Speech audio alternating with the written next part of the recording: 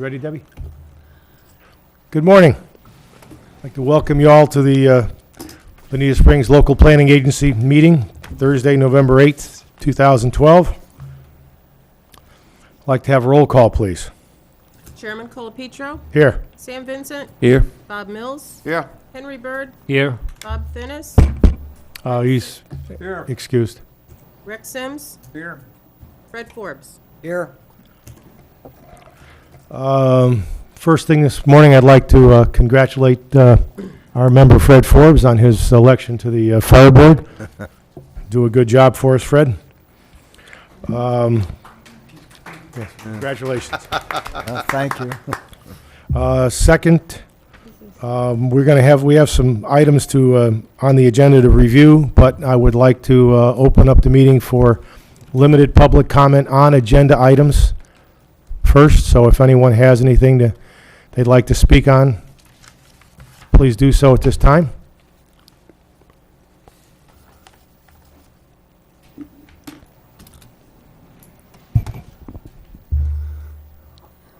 Good morning. Good morning. Morning.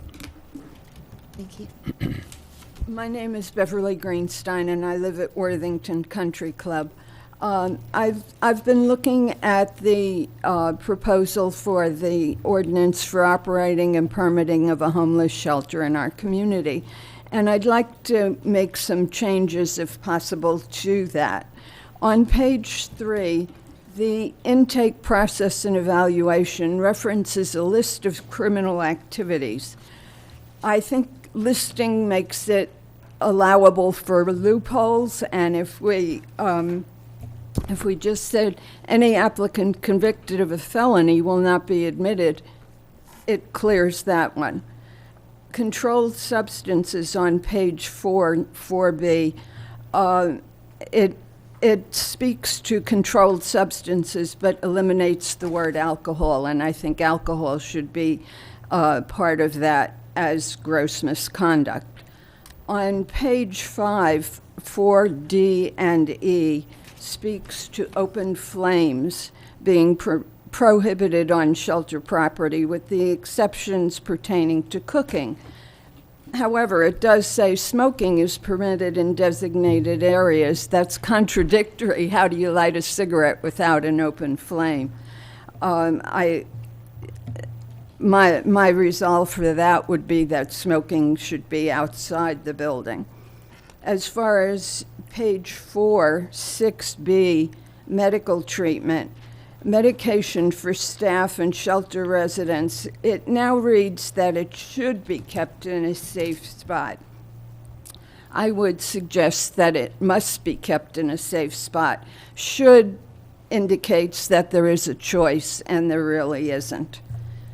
As far as the shelter size occupancy on page 8, 11A, I don't know how you would come to the exact ratio with such a transient community. How often would a census be taken if it were one person to every 1,500? I think we should set a number and leave it at that.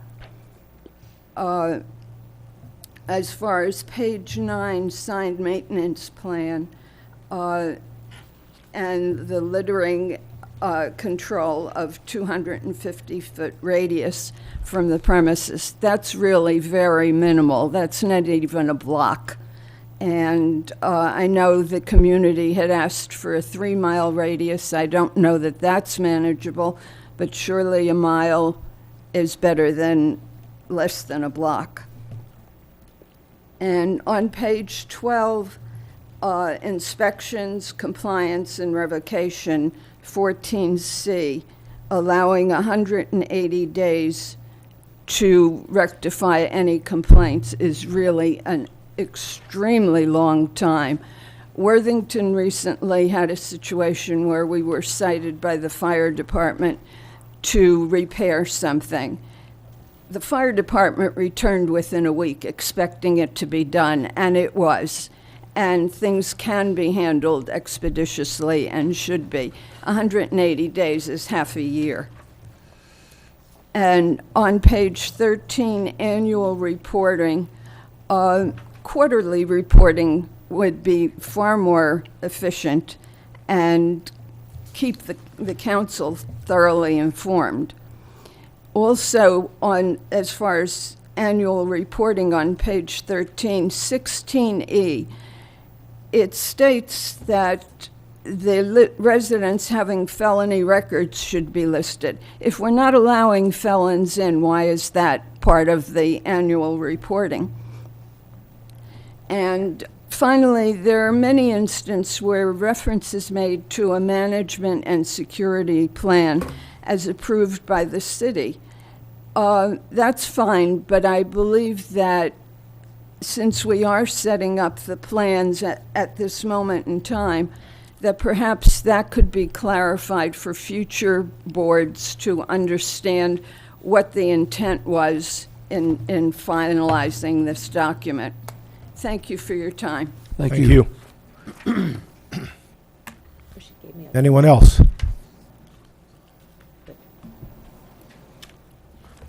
Okay, we are going to move to item 3, which is a review of the following ordinances for consistency with the Bonita Springs comp plan. Thank you. That looks like a short one. And actually, it started off very short, and it just grew and grew and grew. These are changes that I would call them the miscellaneous changes. I don't need to read the title block. And incidentally, you're reviewing this twice for me. So this is your first review, and then I'm also expecting you to review it on December 13th. Excuse me, may I have some clarification here? In this that you have here, everything that's stricken out with a line through it is being removed. Correct? Everything with a line under it is a new Correct. proposed item. And everything that is just regular letters is existing. It's in the ordinance as is. Okay, I'm sorry. Which I'm I glad wanted to you make it pointed clear out. So we all understood what we were looking at. And then I also want to point out that our city charter requires that the full section be placed out there.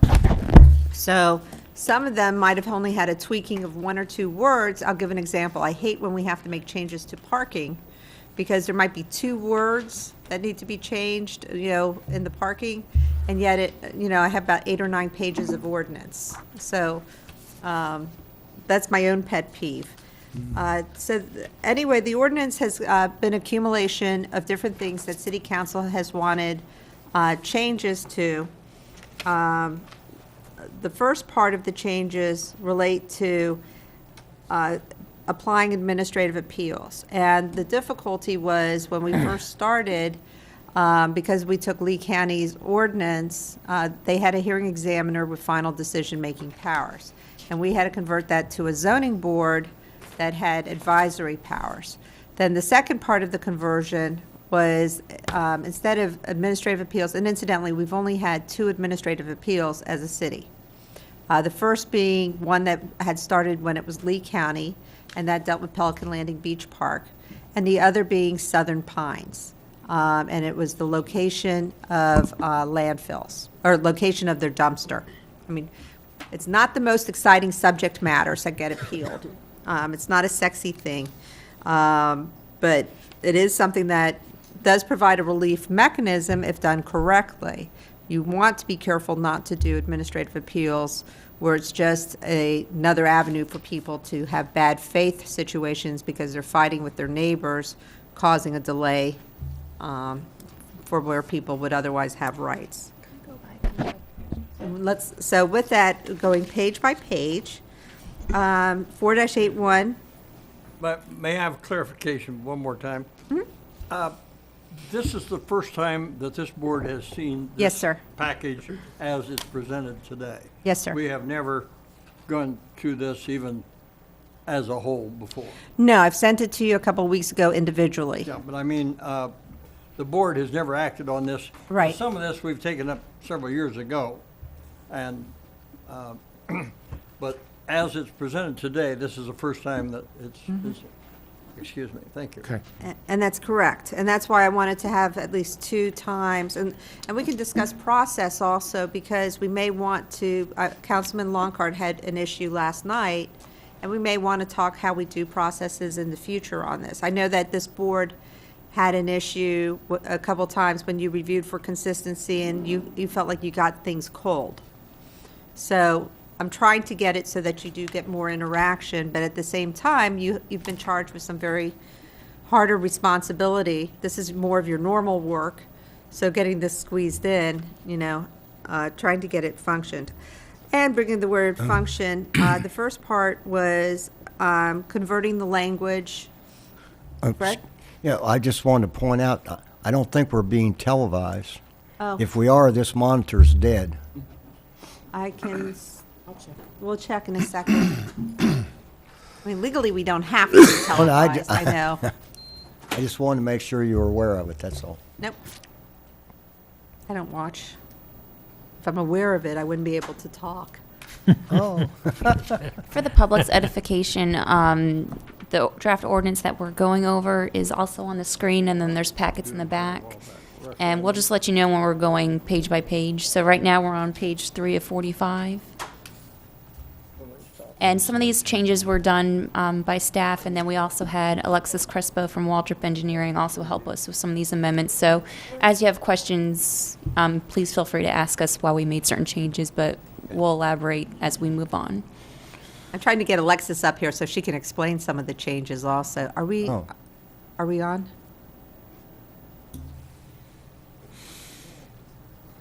Okay, it might be just the monitor. Oh, okay. Okay, let's go. You just can't watch yourself. That's Okay. a good thing. That's a good thing. I can't do it. The first part was just a title, changing Division 2. We had a name change on the thing because originally it said local planning agency. There is local planning agency later on in the land development code. It didn't go there. Somehow it came in two places. Very clear that city council has the ability to appoint the local planning agency and functions and authority of city council. Going through, that's basically the beginning part of 4-A3, but then the bigger part starts on page 5. And that's appeals from acts of administration or city boards. Now, when I took this to city council, I envisioned it to be community development, having administrative appeals based on something that Ms. Genson or Mr. Dolmer did. I started realizing we have Historic Preservation Board, we have Tree Advisory Board, where they have some final decision-making capability. Start going, so make it very clear that goes to City Council. The Chamber recommended that, and City Council decided that instead of it going through the Zoning Board for the record and then to City Council for a secondary review, that it would go right to City Council. And part of that, as the Chamber, they wanted it so that there was some expediency, because they would be the final decision-making person anyway. So there was some changes in the draft. It could not take what the hearing examiner had verbatim, because the hearing examiner has it's just a different situation. So the language in there, and there's been some changes to this draft based on some comments. Thank you. In there, make it very clear that people could come and ask for an appeal of the decisions, but one, they have to be the actual property owner. If they are a third party, their revenue or their appeal is to go to the court system. All right. Okay, and that's where they go through Florida Statute 163.3215, and they would file. And we have those on development orders, not that uncommon. Barn Ranch was an example of one recently. We did one recently. Hawthorne. That was an administrative decision to amend the MCP, and that was where we took it to council first. And they said, no, staff do it administratively, and then the people felt that amending internally did create an impact or inconsistency. Yes? Oh, Fred, I just, Well, yeah, Third party, if a party has a piece of property under contract to purchase subject to zoning approval, are they a third party? no, they would be property owner or the agent. So that would be somebody who has authorization from the owner to act on the owner's behalf, whether it is a land planning consultant, who's handling the appeal, or a contract purchaser. Co- I mean, hopefully the owner is paying attention to what's going on, because it does make a difference to what the use of their property is. Question on this, if hypothetically, I owned a property beside a property that a decision was made on administratively, am I a third party and I have to go to court by this? Yes. And the reason, let's get on that, and I love the example, so I appreciate that you said because it works out well.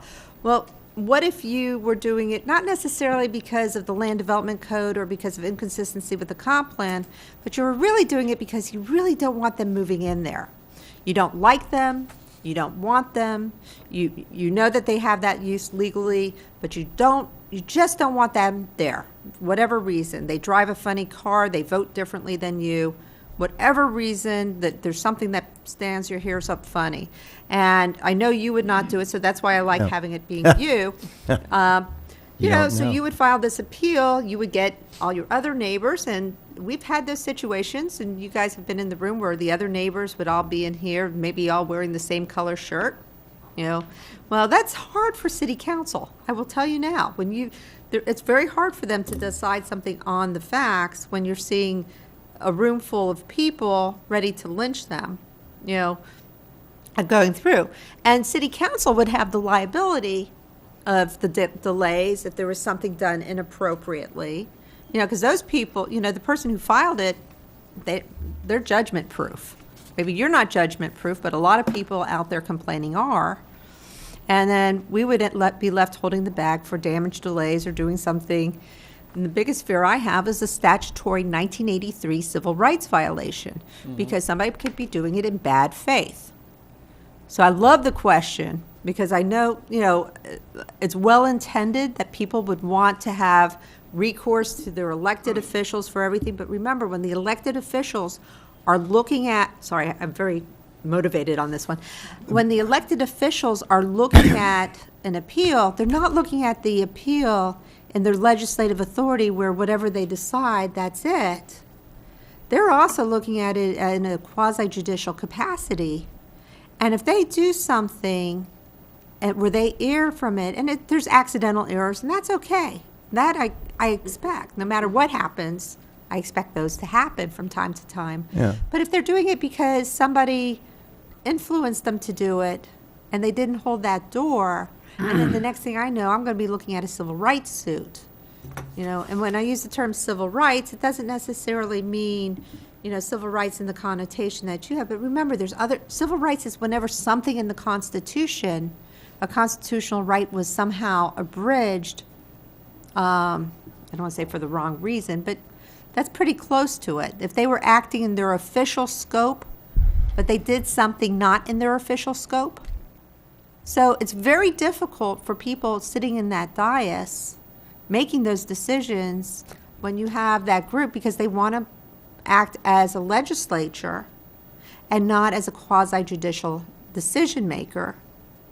And then at the next point, if we have taken somebody's constitutional rights where they were acting outside their scope, then we could be looking at serious lawsuits. But I got a couple more questions. Has the city had that kind of problem so far? We've had threats, yes. I've dealt with Department of Justice. I've dealt with some other agencies that have given me threats, yes.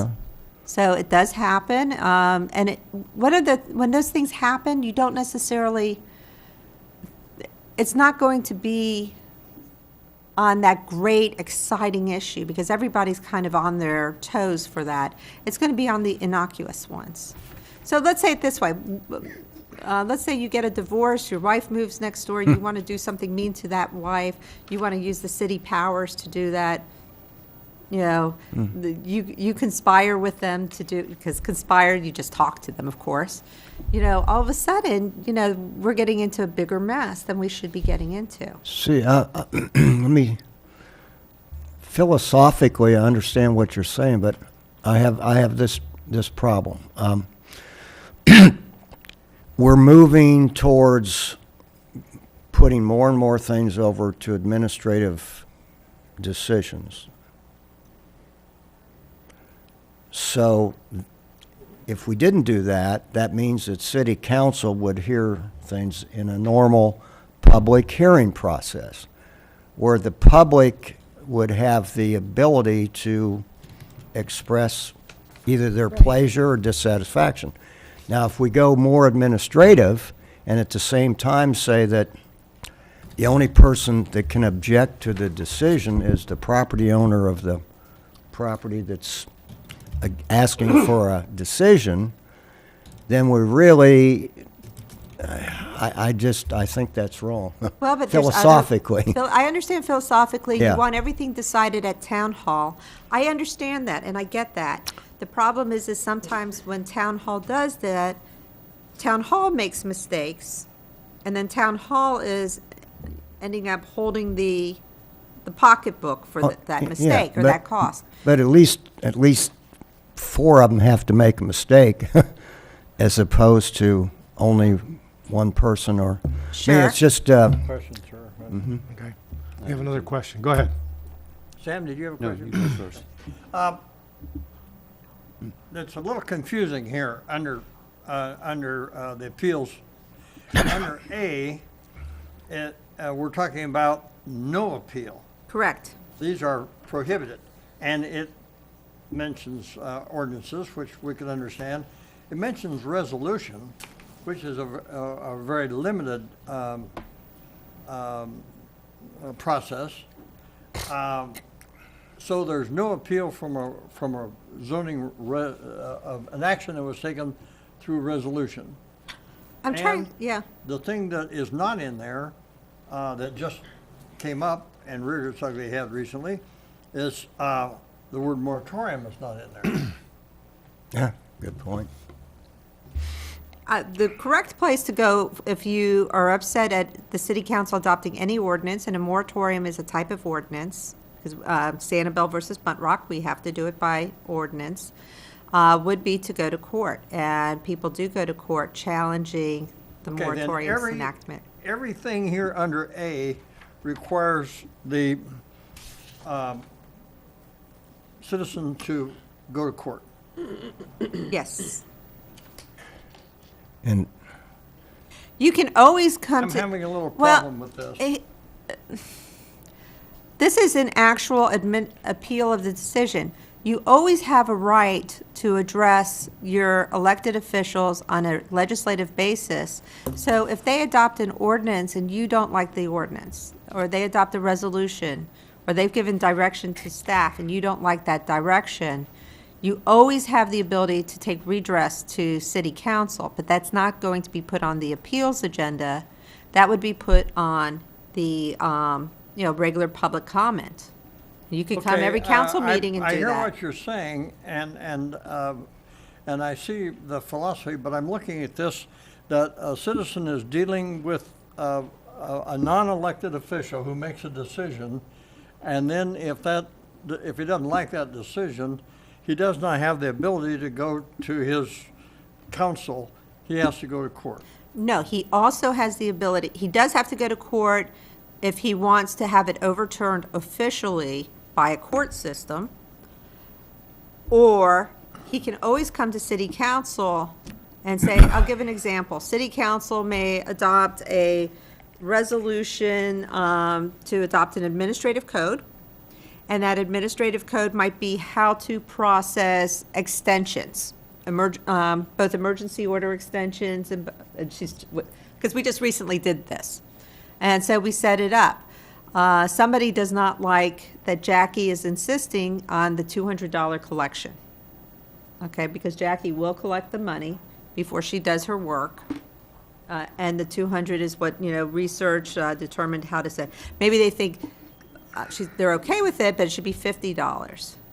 That is not subject to an administrative appeal. But, and of course, a person would not go to court on the extensions, but they could always go to city council at any city council meeting and say, you're charging too much. you know, and city council could say, staff, go back and look at it and bring it back a change. And that's how we make lots of our changes, or not. You don't go through the formal administrative appeal process to do that. I just see it as insulating people from their representatives.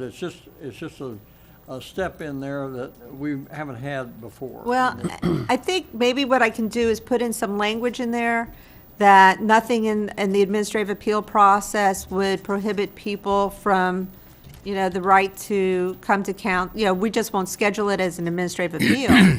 But that still does not mean people don't have the right to go to council and redress any issue. So to make sure that I'm really on the right track here, and I'm thinking, if I go to John and he denies me something that falls into this category right here, then my only option then is to have a court action on it.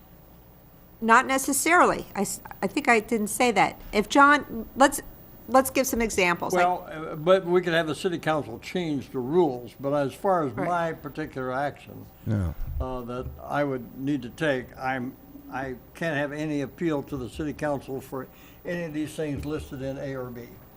If it is an ordinance saying that you will do mandatory sewer hookup, and you think that the mandatory sewer hookup is inappropriate, and I can't remember what the relief is in the mandatory sewer. Sorry, I don't remember what the requirements. If it says appeals will be handled this way, or it says this is how you redress it, then you follow that process, you don't follow this process.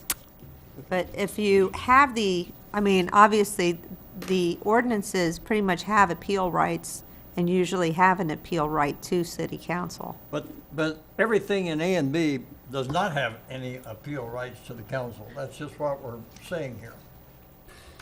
What we're saying in B is if the ordinance says this is how you handle the appeals. And I'll give an example, technical boards. If Sam Vincent designs a building and the building reviewer says, no, you can't do it the way you designed it. Well, we don't want city council making that decision because city council, Right. you know, they better not do architecture. And again, talk about liability, that's another area you don't want city council design. I mean, I'm sure you have some very talented people, but that's not something you want them to do. That would go to the building commission. So there's a separate appellate process. The question I have is conceptually here that A through E, what you're doing is protecting community development from things that the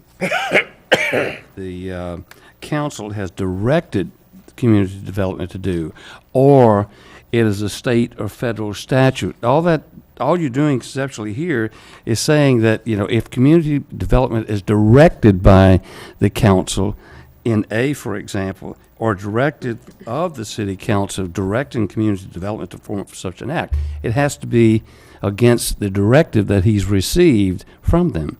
If he's counter to that, then he's in violation. In other words, they can't appeal based on something that he is saying that is against their directives. Right. Same with federal and state laws. Exactly. I mean, that's what this is saying. Right, is that you- right, and there are things that staff has to administer that staff might not necessarily agree with. Right. You know, but it doesn't mean that just because these are our rules, you Right. know, now if they have a right to appeal, because they disagree with the decision, they think staff was wrong in their interpretation to make that decision. Right. And They you can say, make that appeal. no appeal to the city council may lie from any act is operative words here. You can't appeal something that's invalid anyway. I mean, that's against the council's directions. Right. I mean, It's an interpretation, though, Sam, that is where the problem lies. It's in the details. Absolutely. give me an example for the interpretation, for example. Well, we're talking about the requirements that they have from the city council to do these things, but when a citizen actually appears there and there's something that's not specific in there, then we're saying that he can't just go to the council and say, take care of this. We've eliminated a step there. Mr. Sims, can you speak into your microphone, please? Mr. Chairman, Rex? I'd like to, I'm really troubled by this from 3 or 4 points of view. Number one, there's a move to go to more administrative changes. At least before, the way the language is currently written, property owners that surround a property have the right to appeal an administrative. No, they don't. They do it regularly. No, I've- they complain regularly, but we don't put it on an administrative appeals agenda. But usually it gets corrected. Yes, it's- it gets corrected through the legislative process, not through the administrative Or the appeals process. staff pulls, but the thing is,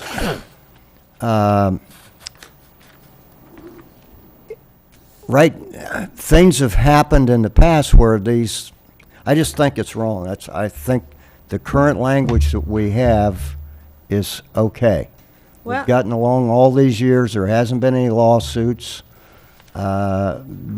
Yes, I understand that somebody could use a complaint or the appeal process to cause a city to do something unfair, potentially unfair to a property owner. But I think that the people that live around properties deserve the right to be able to appeal if they want to I know. through city council, notwithstanding that if city council doesn't agree with them, that they can still go to court. We force them to where they have their only recourse is going to court. What that means is that the people won't usually go to court because it's going to cost too much money. I just think I have a Okay, difficulty but let me with that. tell you where you're wrong. Okay, Okay, and that is the existing language with the zoning board standard of review, and Right. that goes on pages 8 and 9. Right. Where we talk about what we're taking out of the Right. code, because what we're doing is we're taking what was already in the code for the zoning board right, and moving it to city council. Right. So currently, a third party does not have standing to appeal administrative decisions. Okay. If I did not make any changes to this section, that is still in there, and it still should be in there for the reasons I mentioned today. Now, it does not mean people don't have a right to legislatively lobby to get those changes. okay, They will legislatively, people will always have recourse and access to their elected officials. And they Right. should have access to their elected officials. But that's in their legislative capacity and not as city council sitting in a quasi-judicial, different standard of review capacity. right. But If I Can- can, can I- Fred, okay, yeah, yeah. You know, the reason this is in here, correct me if I'm wrong, is for the expediency of some issues. I mean, that's the whole purpose here.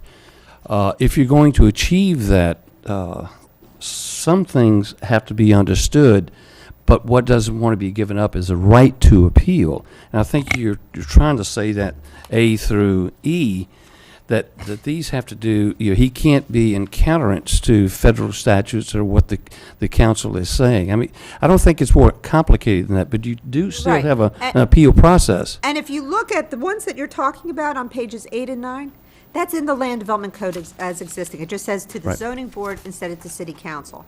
So we're Right. not changing anything here. It's just redundant. We're just taking the things that require the formality of an appeal, we're not requiring it to go to Right. appeal process. And let me go one more step further. I believe, how much is it for an appeal? Like $600, $700? $300? It's $300 to appeal. Right.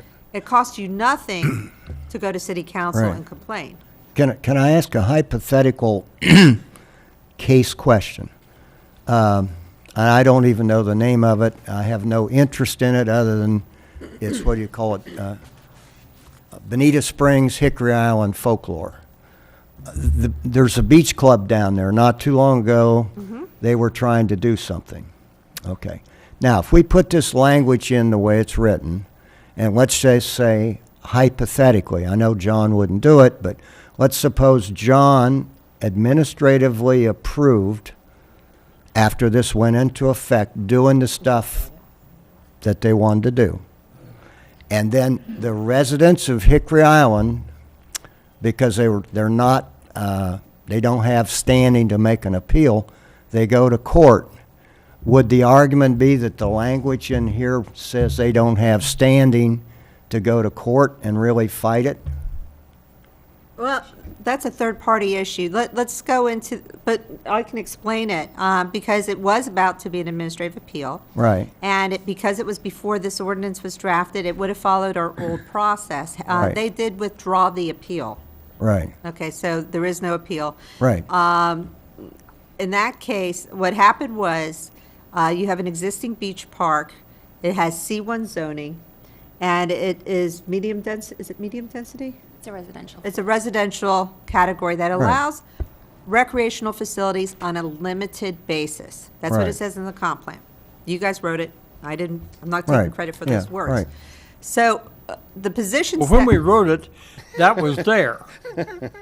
That was Yes. already in Well, existence. hold on. It was It there. was, it was The in thing. existence. Yeah. So it's not Right. like we're Yeah. starting with Right. Okay, from scratch. so it was in existence. It was existing. Okay, and the people came in and they wanted to change a building permit, to change the building permit from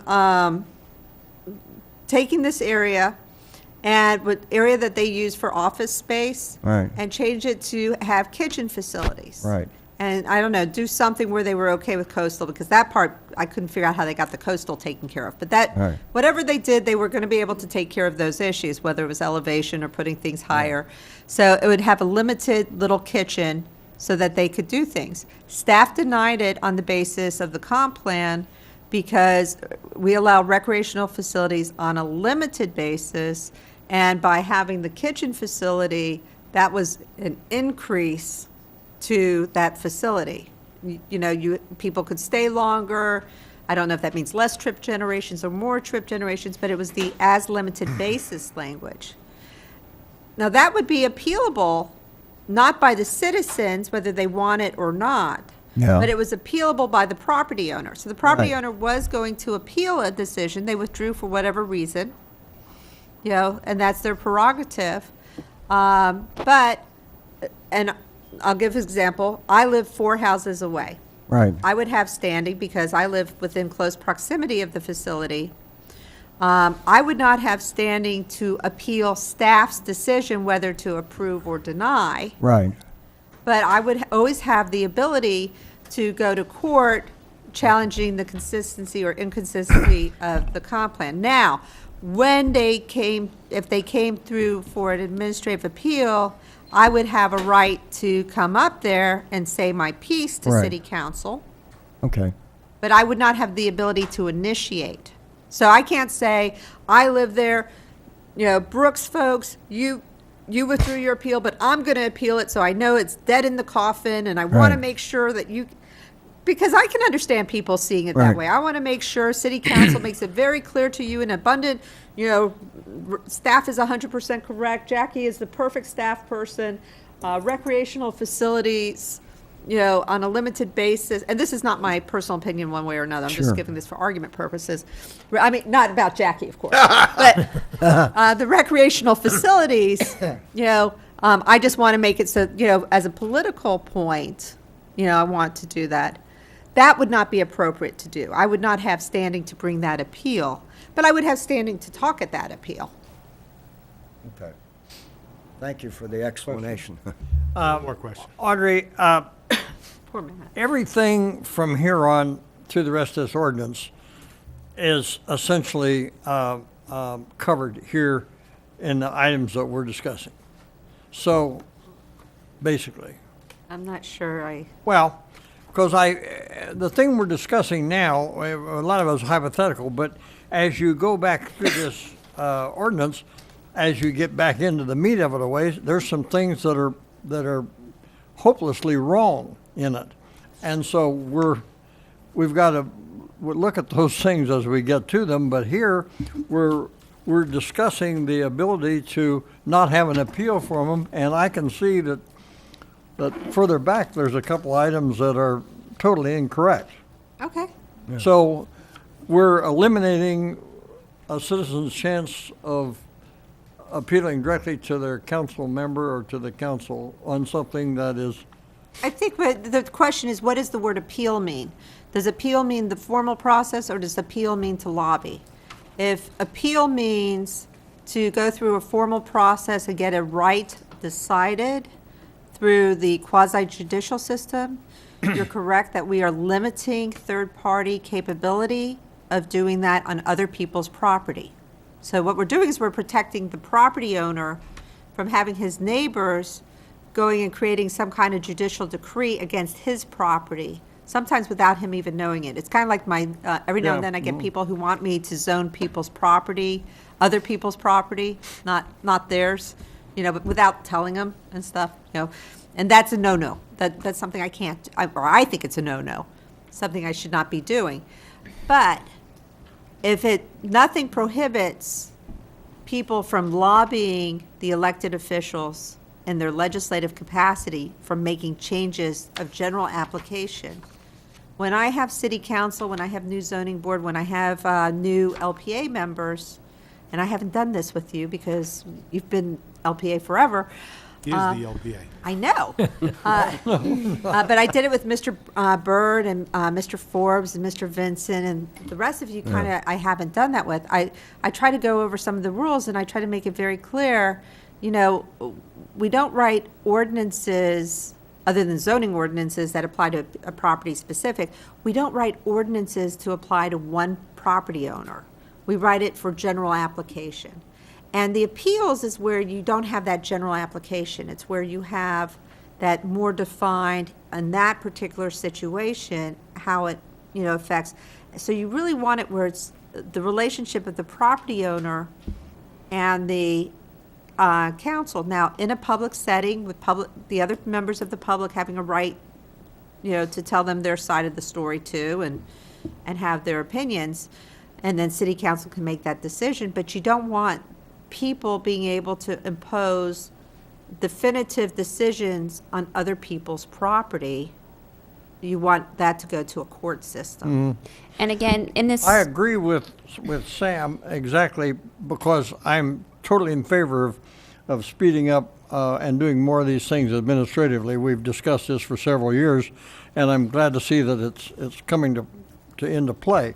So someplace along the line, there has to be some give and take in this thing in order to get this ability to move administratively. We have to give up some things, but I'm a little burdened, like Fred, about giving up our ability for the council to handle more of these things. I see we're drawing a line in the sand here. You are, and you're doing it to protect people's property rights. We don't mind redrawing that line in the sand based on where council tells us to draw that line. But once that line is drawn and says, staff, you have this authority, then that's where the staff can do. Now, I will tell you, there is some language in this ordinance, and we'll get back, down to it later on, where I went crazy on staff on encroachments. And that was where, because some of our setbacks are very narrow, they're basically buildings touching each other. I mean, from a fire standpoint, from aesthetics, from scenic corridors. I mean, you can ask Jackie, and she would say that I probably went a little overboard on them. But, so I mean, if you don't like it, don't, pass it. Change the ordinances, and staff will follow what you tell us to follow. but in this section, Audrey, just the third-party language is not changing. That is existing in Right. your code right now. And then in terms of the types of appeals, I mean, the language that still is in there is about development orders or any other type of federal type of permit. So a lot of this we're just kind of elaborating on. But if you do look on page 8 of 45, you'll see the existing language that is taken out and some of the changes that we're making. But we're not changing third-party appeals and the types of permits that are being allowed to appeal. If anything, we're being more specific on zoning verification letters. Right. But again, a third party couldn't appeal that under today's code anyway, so we're really not changing that much. We're making it very clear we're adding a 30-day clock, which is not in your code right now, so I think that provides us a little more security as staff, so we don't let an appeal process linger. So there are some positives with these code changes. Well, my final comment would be, Don, is that these appeals and the method by which we change these things, the broad scope that we should take, I think, is that John may not always be in that position. Other staff members may not. Right. So as we pass these duties and decisions on to a community director, development director, we want to make sure that this is notwithstanding, can be applicable to all of them that follow. And it's written broad enough to capture those misinterpretations by that person, because it's boiling down to a person and how they feel about something as well as how the rules are written. I'd like to make one last comment on this, and that would be that I don't think I've ever seen in the last couple of years, I'm sure there has been, any appeals that got all the way to city council. The last one we had was Southern Pines, and that was in 2003. Right, okay. Now, so And it never made it to city council. I don't agree. I think, number one, the fact that right now, the people that are what you call third parties have a right of appeal if they want to appeal. At least it seems, No. they all think they do anyway. No, they have a right to lobby council, and they will go to council and lobby council. Understand, the administrative appeals, let me go step as a lawyer for a Okay. second, and that is, when somebody files a suit against the city, Right, okay, it happens, right, we first look at what we consider procedural issues. right. Procedural is whether, does the person have standing? Right. That's a very typical one. Another one we look at is, has the person exhausted their administrative remedies? Correct. This is an administrative remedy. So it's Understand. for the property owner who's suing because we took something. So it provides them a relief valve before going to court. But it's not intended to be used as a sword to attack other people's property. Okay. It is intended to be used as a sword or as a protection by the city to be able to say, hey, you didn't go through all the processes in order for us to be able to take it to court. And Okay. it's great to have it in here because by setting up an administrative appeal process, a couple things. One, it provides a remedy to city council to look at it, it's going to go to court or not go to court. Two, it builds a record. It creates a fabulous record so that we then, have a bet, because administrative records are terrible, no, it's not them, but, it's bits and pieces where when you have things go to public hearings, you have transcripts, you have sworn testimony, it's better from an evidentiary standpoint. Okay. So but this was never intended to be a method for neighbors to use as a gripe to another neighbor.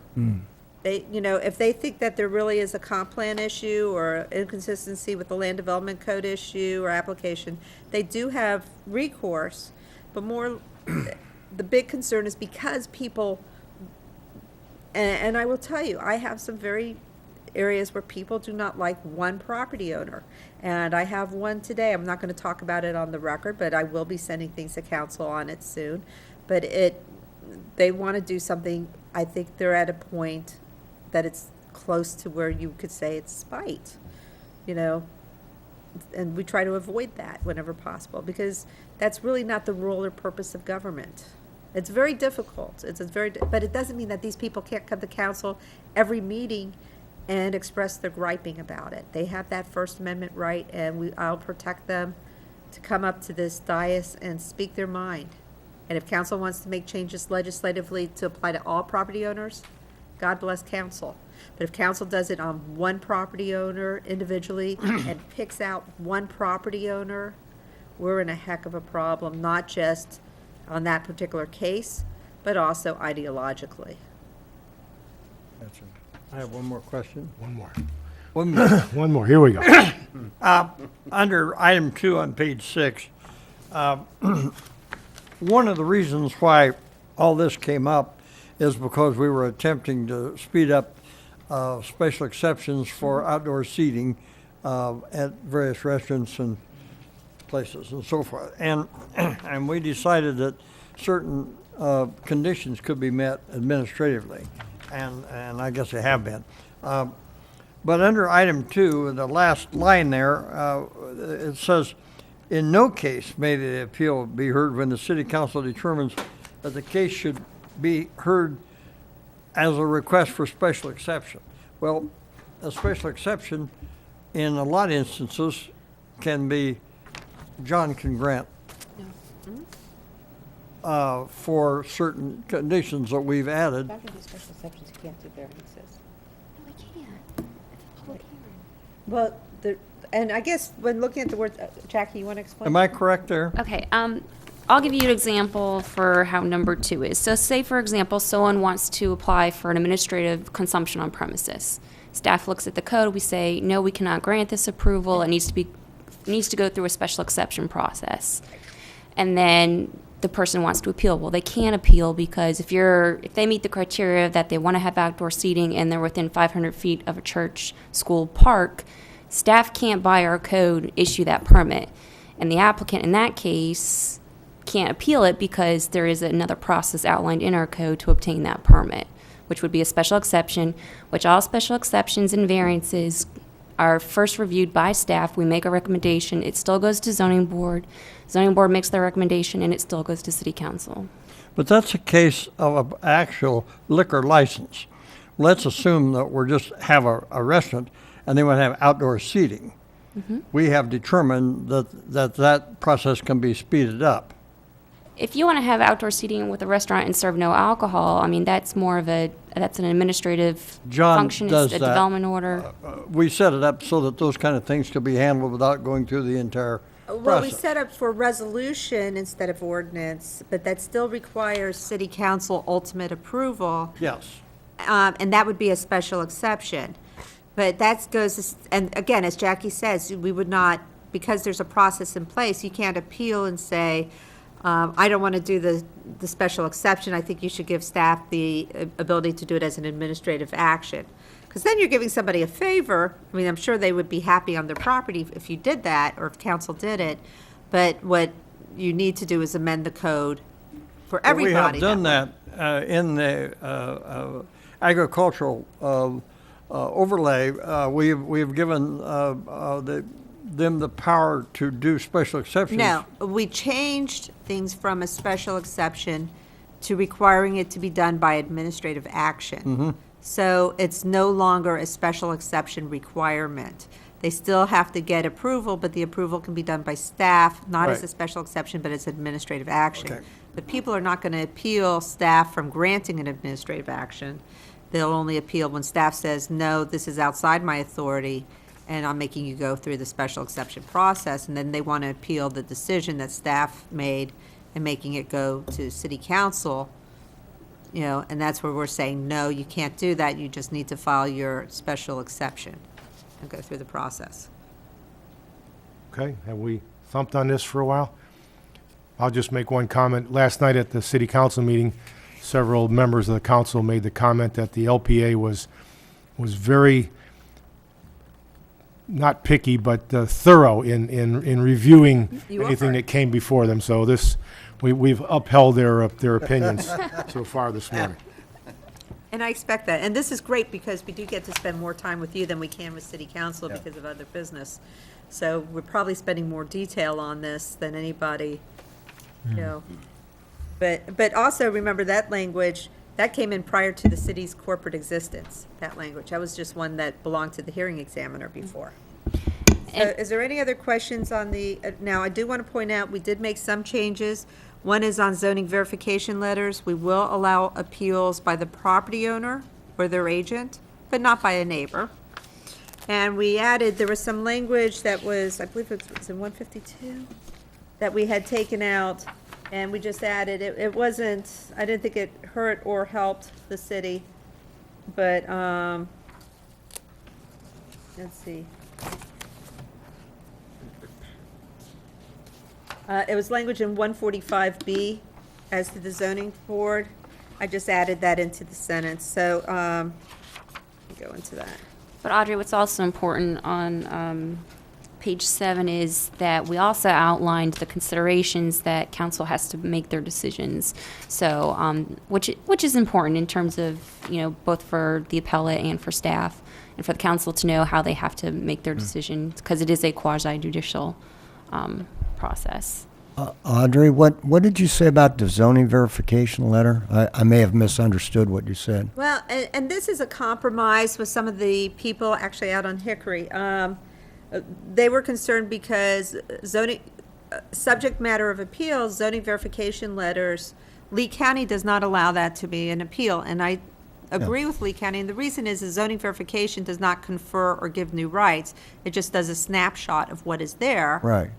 So why are you appealing a snapshot? It's saying, I'm appealing because you're wearing a blue shirt and you feel that I should say it's an aqua shirt. Yeah. The Collier County surprisingly does allow appeals of zoning verification. So staff and I talked it over and we said, okay, but as long as it's the property owner or the property owner's agent, you don't want to sit, or even a purchaser is okay. You don't want somebody creating something on somebody else's property, without their consent.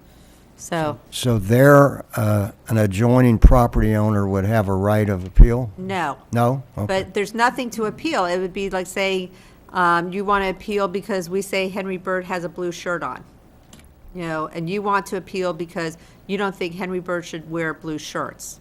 He should only be allowed to wear white or gray shirts. So you appeal and you get some of your other neighbors who also feel that Henry should not wear this color shirt, But There can't be a mistake in issuing of a zoning? it doesn't confer a Interpretation. right. There can be mistakes, Okay. but it doesn't confer any new rights. So it wouldn't count in court, what you're saying? Right. I mean, the purpose of a zoning verification is to explain what is the comp plan classification, what is the zoning designation. Okay. It doesn't mean what the zoning designation should be. I mean, people might want it to be something differently. Right. Okay, I feel like that was, so 4145, the powers and duties of the zoning board, we did take out language, because we moved it over to the powers of city council. Zoning board standard of review, the same on pages 8. We took out the language for zoning board and made it clear that the appeals are addressed in 4-83, which is now city council. So that's got me through page 9. There was no changes to pages 10, 11, 12, 13, 14. We're now into additional requirements. I'm sorry, on page 14 is our next change. They got rid of Administrative Code 28-24 for DRI thresholds when they did the big changes to DRIs. So we just put DRIs as established by state law. So we follow whatever the state thresholds have a tendency to change. Administrative codes actually disappear, so we took that out. Places where we had references to 4-145A, dealing with administrative appeals, we modified to be 4-83. Going to page 16. How about 15? On Let me ask a quick question. 2F, at the end of that sentence, it says, "The director." Is the director John? Okay, there are other inferences in here toward the director, and I assume they all mean John. Very good. Bless I may you. want to one day clean all those up, but one of the problems is we're using a code that started in 1962, then was amended in the 70s and then the 80s, and we took it, from Lee County and took it. So depending on what people called different offices at different times, there's different words. So we always use this, it would be nice for some consistency. I recognized we used a fine net through that, and a lot of it got through. Absolutely. But that's not something I would, if we want to make changes in these particular ones, so that John, planning and zoning or community development, will make those changes. But there'll still be other places in the ordinances out there. I'm going to let staff talk about joint parking. Okay. All right, on page 16, you'll see strike-throughs for joint parking, and that is tied with the proposed changes on page 30. And what this, and I can give you some background to a most recent example where we had a shopping center on one parcel, and then we had a restaurant on another parcel. And the restaurant wanted to expand his outdoor seating. Well, whenever you expand outdoor seating, you need to provide additional parking. And on this infill parcel, there was not ample space. He had site constraints to provide the additional parking. So, but the shopping center, which was under the same ownership, had a variety of uses. They had some restaurants. There's a bank in there. There's a couple of retail establishments where the peak operating hours are different. So if he wanted to do a shared parking agreement, they would have to go ahead, apply for a $2,500 application fee, and submit to council to do shared parking. They provide data analysis, which you see through 7A through E. So what staff was looking to do is to expedite situations like this where you have a couple of uses that have different park peaking demands and allow them to share parking. And it's the same, staff would require the same data analysis. So if you actually go on to page 30, we'll show you the language.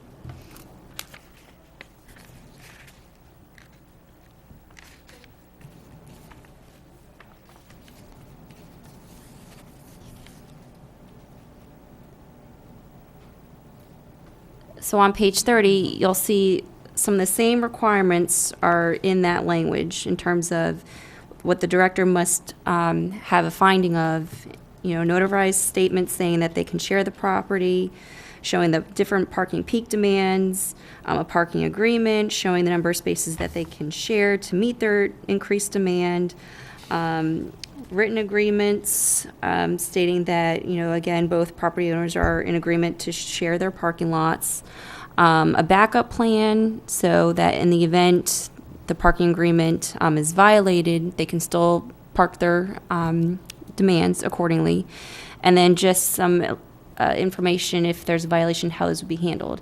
Again, it's the same language that would be required and looked at through a special exception. So staff was looking at this as a way to help promote business. With the city, we're trying to be economic development friendly, help people get through the process faster. The other positive effect on this is we reduce impervious surface. We reduce urban heating. So there are some benefits where you have uses where logically, a restaurant's going to have a higher peak demand in the evening, whereas a bank, it's going to be in the afternoon. So why not share parking where it makes sense? And just to let you know, the county did make also some significant changes to their parking code just recently, where this section has been struck out, and then they're allowing their staff to do a 10% parking reduction in cases when there's a criteria. So again, I know administrative approval is sometimes sensitive lately, but this is an area where if staff reviews the same data analysis and would make the same recommendation, we felt that this would be a more efficient way for staff to approve something administratively versus making a property owner, pay $3,500 and then some to go through a 6 to 8 month process. So that was staff's intent with this proposed change. Okay, I have one quick thing, and then Sam's got something for, and Audrey loves this as my, just to prove to you that I read this. Under A, where it says administrative approval, it also says, joint use of parking lots will be permitted only after approval by the Director of Community Development Director. So you got one or the Two other. directors. You Well, can, yeah, you got to thank you. take one part or the other out of there. Okay, Sam, what do you got? We are thorough, aren't we? Picky maybe, but thorough. The question I have isn't, I read this, is well written. The question is a discussion you might have had with the backup plan. What kinds of discussions evolved from that? What give us an example of maybe the backup plan, how that works. Well, backup plan could be if there's an adjacent property and maybe they could acquire it and provide more parking that way. If you have an agreement within a shopping center and it fails, one part or the other, I'm just wondering if there is a backup plan because you're now in non-compliance. You'd be Or they'd non-compliant. have to shut down the outdoor seating. I mean, is there, That wouldn't happen. what happens to that use which was once approved and is now in non-compliance? It just remains non-compliant, they can't grow or change the current use? I'd have to look into that more to see how maybe the county can give us a good example where that has happened before. Previously, where there's been some of these shared parking agreements approved, one would be like the British Open Pub. They share with Publix, which is a very large shopping center. So in situations like that, I think it's indicative of what the site constraints are and, what the situation is. So it's I going to be think it a was case by great case. that this was added. I mean, that, you wonder what happens in those cases. So I think it's I applaud you for adding that, trying to make that clear. But two quick points, and I'll let Ms. Genson continue. First off, Mr. Forbes, you had said there was going to be an increase in administrative authority and approvals. To my knowledge, this is the only area that's being proposed that would do that. So increase, yes, but increased by one. Second plan, Mr. Vincent, what is a backup plan? Well, if you're already on Plan B because you cannot provide parking on your site and Plan B fails, it's going to be unique in every circumstance. So depending on where the site is, what's surrounding that property, what the type of use is, that's going to take some creativity and common sense to come up with, okay, if this doesn't work, what do we do with these vehicles that are currently parking there? So I can't tell you what it's going to be like on every particular case. All right. It almost promotes some sort of creativity. But for an owner, the point would be that if he enters an agreement that he won't be shut down because he lost his parking. Yes, sir, and that's the entire purpose of that backup plan, Yeah. is so that if something does happen, if the owner of the parking lot changes and the new owner doesn't want to honor that agreement for some reason, you would still have the ability to operate that use without having external forces keep you from. As is, and then other things come into play as you want to add to it or change. That's where your problem would be. Yes, sir. Otherwise, status quo is status quo. Yes, sir. Yeah, because many property owners could enter into maybe some type of valet system where you could use a portion of the parking Which to is an valet. option, yes. So there's other ways to Correct. go ahead and address that.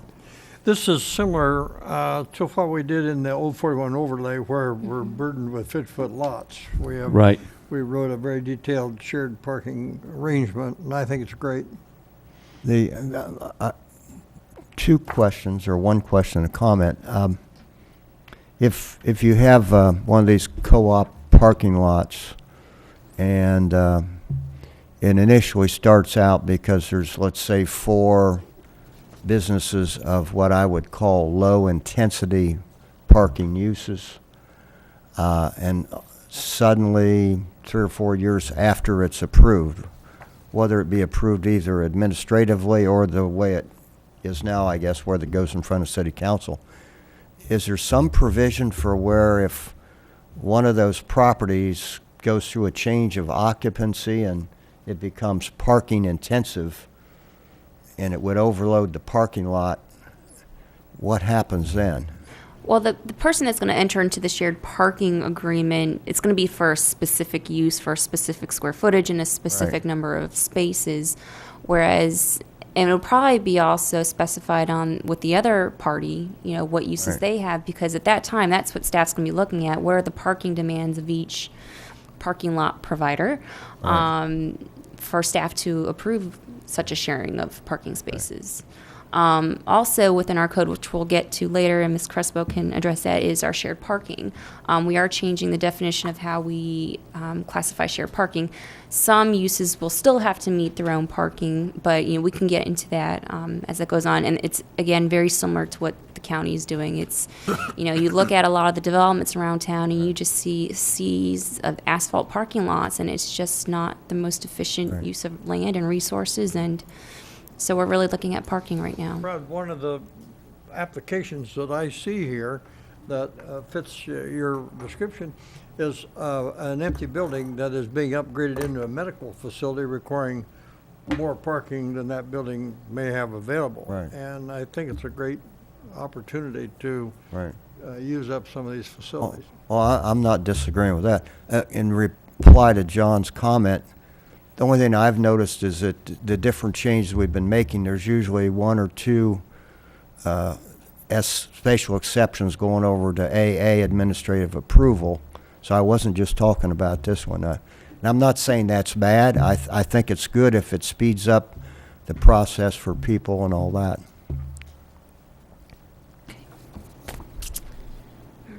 Okay. On that same page, before we shift over, I got another zinger for you. Not that we are ever going to have private aircraft landing facilities. We had one once. I think it's out at Citrus Park. But under B, it should indicate that it's the length of the effective landing area, not the length of the effective landing length. Ooh, Yeah, do read them okay. Yeah. with rapt attention. Landing area, thank you. Okay, so Yay. 17 is, And that's probably been in there for like. yes, it and it's- has. I'm sure Lee County still Yeah. has it. All right, can we hop back to page 17 and we'll keep on trucking? Yep, Thank we're on. you. Okay. Okay. So 17 doesn't have any changes. No, And then 18, we have the new, it's a whole new section. It doesn't give any new administrative rights or anything like that, but it is, what do you have to turn in when you're asking for an administrative approval as opposed to going through the plan development hearings? In the past, we've always done it as like plan development, and then we would waive out certain things. This sets up a submittal requirements. Now, I did have one person at the council dais last night talking about on-premises consumption. There's no changes in the consumption on premises, but there are times where there are administrative approvals, and where there is administrative approvals, this is what they need to turn in, as opposed to when there are going to special exception, and that's in a different section. I have a question, sir. yes, sir. On page 19, under 3, it introduces deed restrictions into the process here. And my question is this something that that we need to be involved with, because we are apparently, as I interpret this, we are undertaking the enforcement of deed restrictions in gated communities, could be, under item 3. Am I reading that correctly, or am I reading something in there that's not there? Yeah, you brought up a good point, because we have another place in 11-02 that we do not enforce deed restrictions. I understand that. So- That's why I ask us, because in addition to deed restrictions as far as property uses in, for example, in gated community, there's also when you put out your garbage can and so forth. So if my neighbor puts out his garbage can the night before, do I call the city and say, so is this a slippery slope that we're looking at here, that we're maybe taking on more than we really want to? Well, let me ask Jackie a question, and that is, when it comes to plan development applications or submittals, all in do we there. require them to give us this information? Yes. It's on all of our applications, actually. But That we don't doesn't mean we undertake enforce the it. enforcement of it. I mean, it's part of the application and everything, but yet we're saying you've got to submit it, but yet we're not enforcing it. No, and there's no intent of staff to enforce it, but staff does not want to be recommending approval in an area that it is prohibited for other reasons. Even if we're not enforcing it, we don't want to I would allow think it anything. would be the administration of the community that would take exception to it if something was being applied wrong. Sure. In other words, in the community I live in, there was a big hassle over portable basketball things in the front yard. You had to take them out by 6 o'clock and so.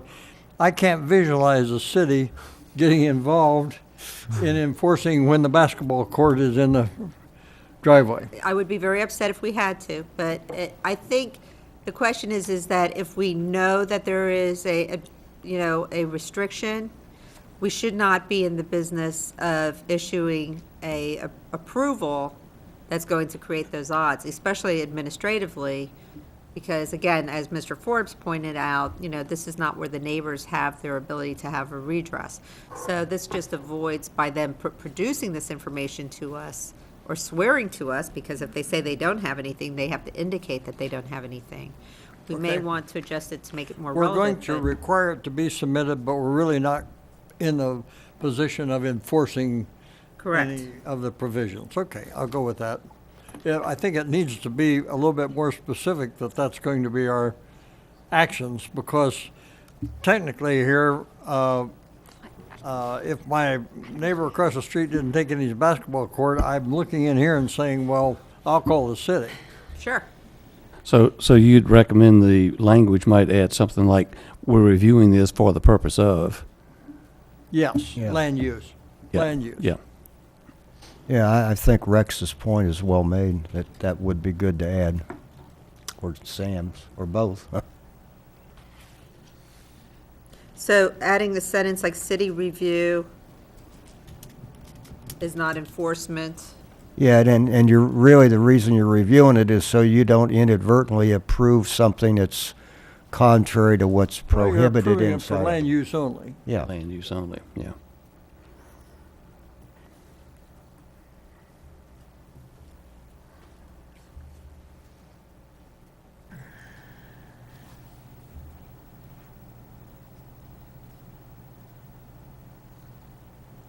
Okay, thank you.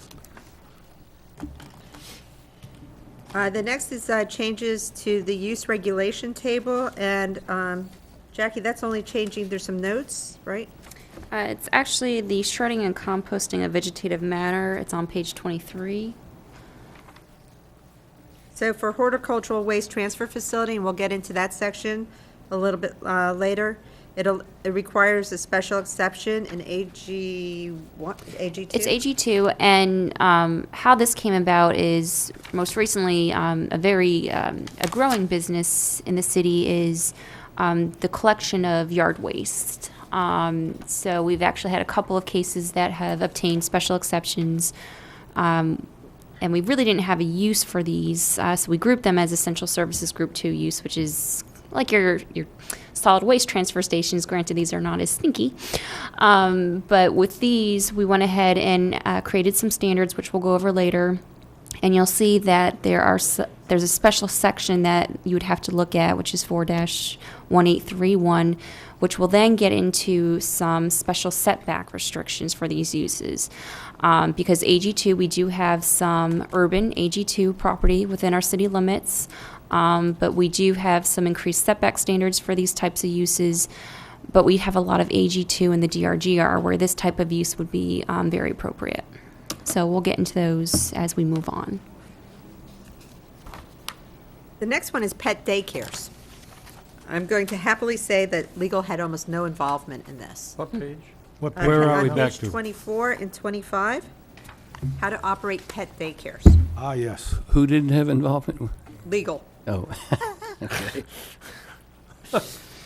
Don't ask me questions. Well, with the pet daycares, I mean, that's again very popular right now. Everyone loves their dogs. So, and we just felt like our code was rather outdated to address these types of facilities. So that's why these are in here today. So we define what a pet daycare is. No overnight boarding of animals. And then we also set forth some minimum requirements for each applicable zoning district. So you got the minimum lot size, you have setbacks, and in terms of how close an outdoor a pen or a cage can be from a property line. In terms of being next, if it's residential or commercial, and then we have some suggested hours of operation. Well, they're not suggested, it says shall be limited. Now, does the place have the Limited ability hours to of close down? operation. Or is it like daycare where you actually get charged $1 a minute if you're late? I don't know. I don't care to get involved in there. The distances that you use, is that based on sound and smell? I mean, I always ask the questions like that because as an architect, you're looking at why the distances are as such. Well, it'd be for noise. When dogs are out, they like to bark, and they can be rather loud. And obviously, we hope that these facilities would be responsible and pick up the waste, so it wouldn't be a nuisance to adjoining property owners. So did you get some of this information from elsewhere, or it's empirical data? Have Alexis come up. Good morning. For the record, Alexis Morning. Crespo with Waldrop Engineering. Due to the less intensive nature of the pet daycare, we did basically take your standard kennel requirements and decrease them slightly because of the specific hours of operation and the nature of the business. Wearing my private sector hat, I know I've worked with many vets that have wanted this use, and they have to basically find agricultural lands with very high acreages to get any type of outdoor run area. So we were looking for these, again, lower intensity type daycare uses to be a little bit more flexible and be allowed in more locations due to their increasing popularity. They would still have to be 200 feet from any abutting property under separate ownership for open cage areas. Actually 50 feet. And then the minimum lot size would still be 1 acre. I believe it's 5 acres for the standard facilities. So I think it was a good answer, because that's what I was looking for. It might seem arbitrary, but it's not. You're trying to relax these requirements because of the amount of area that someone, or lack of area that someone may have. So you're allowing more flexibility for the development of these. correct. Okay, thank you. Audrey, how about kennels that are in operation now that do not meet this? Kennels are under a different Okay, code restriction. I'm So we sorry. do have kennels. Let's say facilities that are in use right now that do not meet this, what'll happen to them? Well, I don't know if we have any pet daycares inside the community. We do have kennels that probably offer pet daycares, but they would be above and beyond these requirements. And some vets do provide like overnight boarding if there's, a surgical procedure, but I'm not aware of there. I think But there they're is crated. one out. There's one in Burnwood. Yeah. I'm trying to remember now. Is there a If pet that's an daycare? overnight. I think there's a boarding facility out east, 41.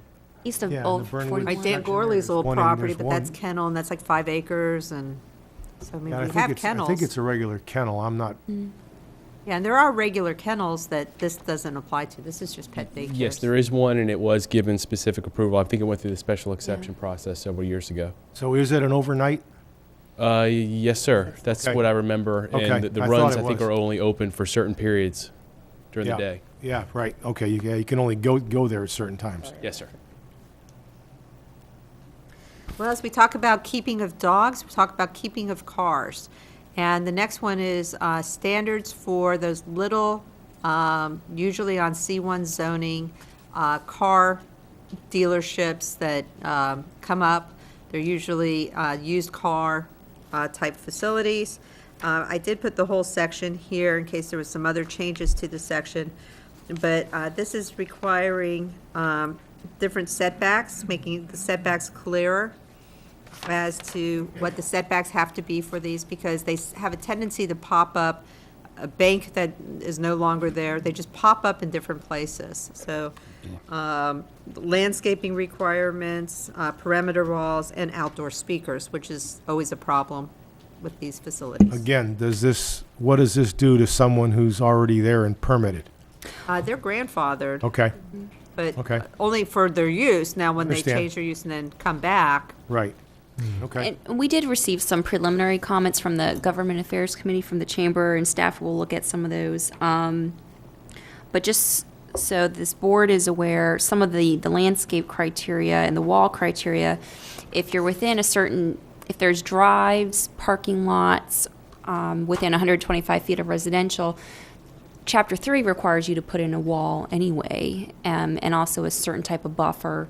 So there were some concerns from the chamber on that, but staff doesn't think we're being any more restrictive than Chapter 3 allows. And then they also had some concerns with setbacks, which I thought was the section, but now it's escaping me. And I think, too, that one of the changes I see that you're requiring an architecturally designed wall Correct. rather than just a wall, totally different. More aesthetically appeasing than Yeah. harsh.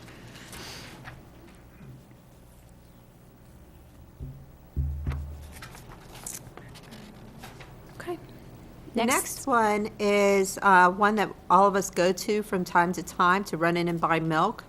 Excuse me. Yeah. I didn't realize we were done with the automobiles. Oh, go ahead, I'm sorry. As I review this again, when I think about automobile lots on Beach Road, for example, are they going to have to comply with all these? If they redevelop, or, well, even with Bonita Beach Road, I believe that is one of the triggered uses that would have to get a plan development or special exception anyway. And at that point, they could establish a different set of buffer requirements if there were some site constraints. Does changing ownership trigger No. an upgrade? No. The big problem is when they stop the use for 6 months or greater. Sometimes if there's a change in, say, as a result of death, the child comes into the property and didn't have a car, didn't have a tenant doing the car dealership and then wants to put a new tenant there. We did run into that. We did allow counsel to give a little time on one.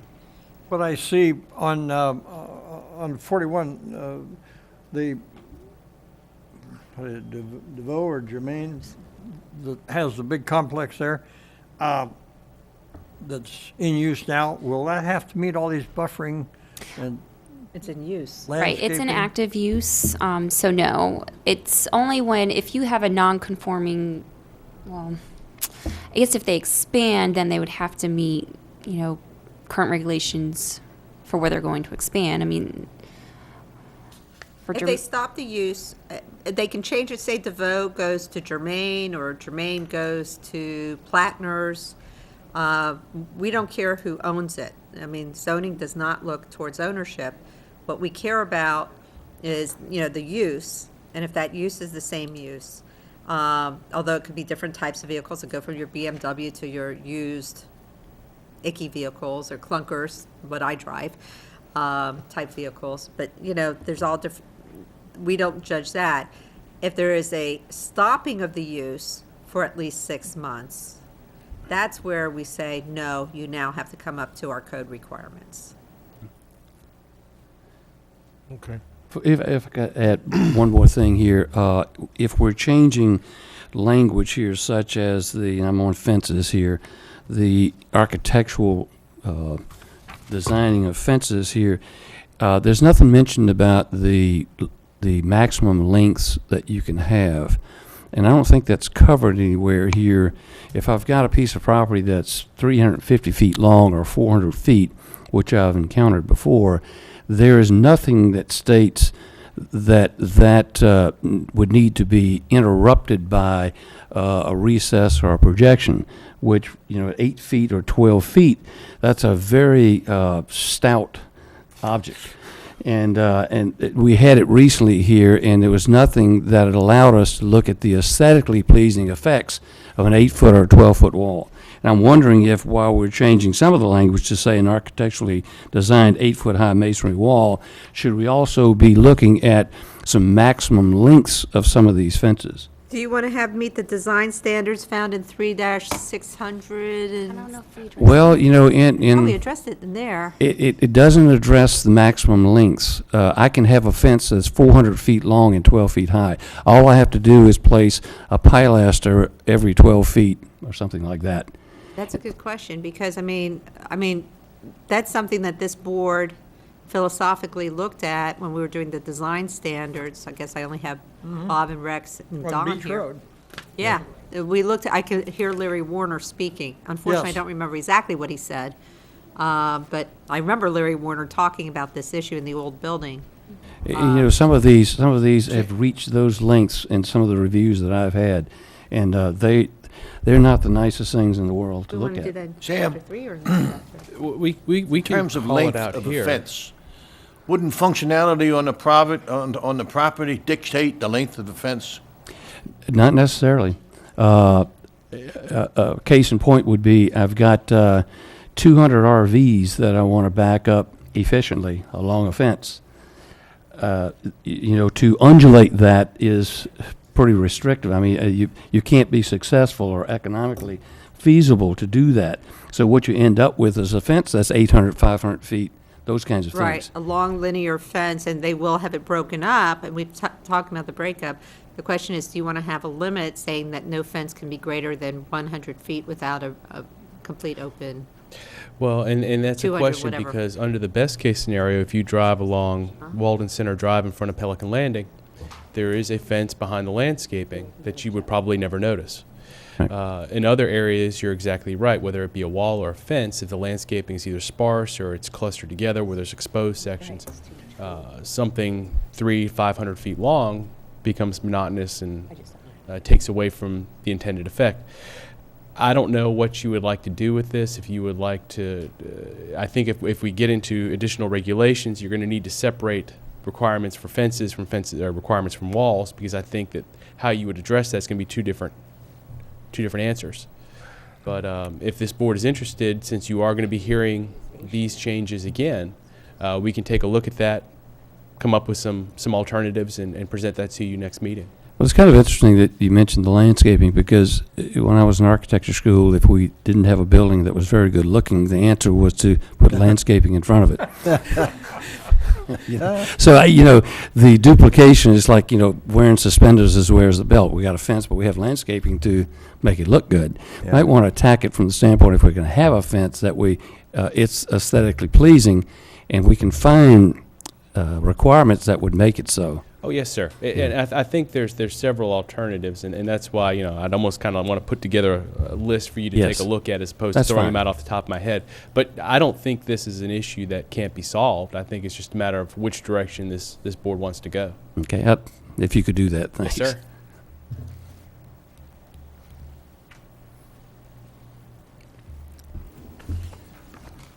Are we done with auto lots? Done with automotive? Okay. Next is the convenience food and beverage stores. So in some of these changes, it's just to make these types of uses a little more aesthetically pleasing. So it would apply to, standalone or accessory convenience food and beverage stores that have fueling stations or not, or car washes.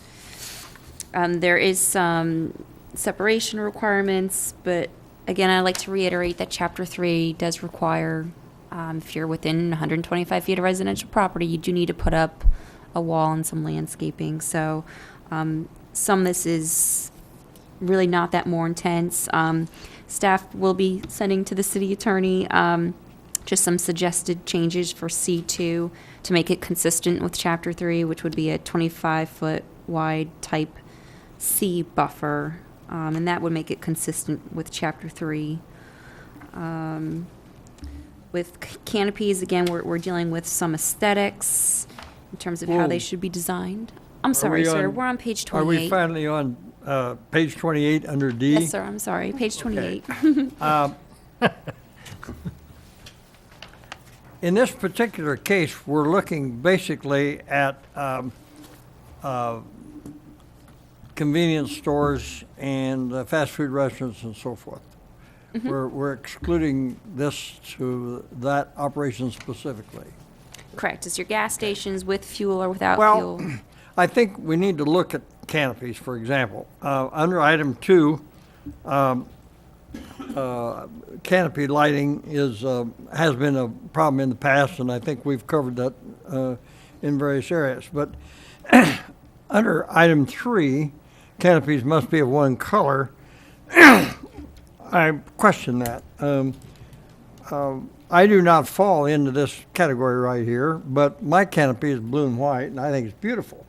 And I think we're getting into areas through zoning as far as the looks go that are the eye of the beholder. And the other thing is item E. I take big exception to that because after I read that, I drove down Beach Road the other day and I looked at all the buildings that have been built there in the last 20 years, and nearly every one except City Hall has banding on it of a different color, either around the windows or a banding. And I think it adds a great deal to the beauty of the building and the surroundings, and I would hate to have us restrict that. I think I can answer your question. The examples you gave are not those which that section applies.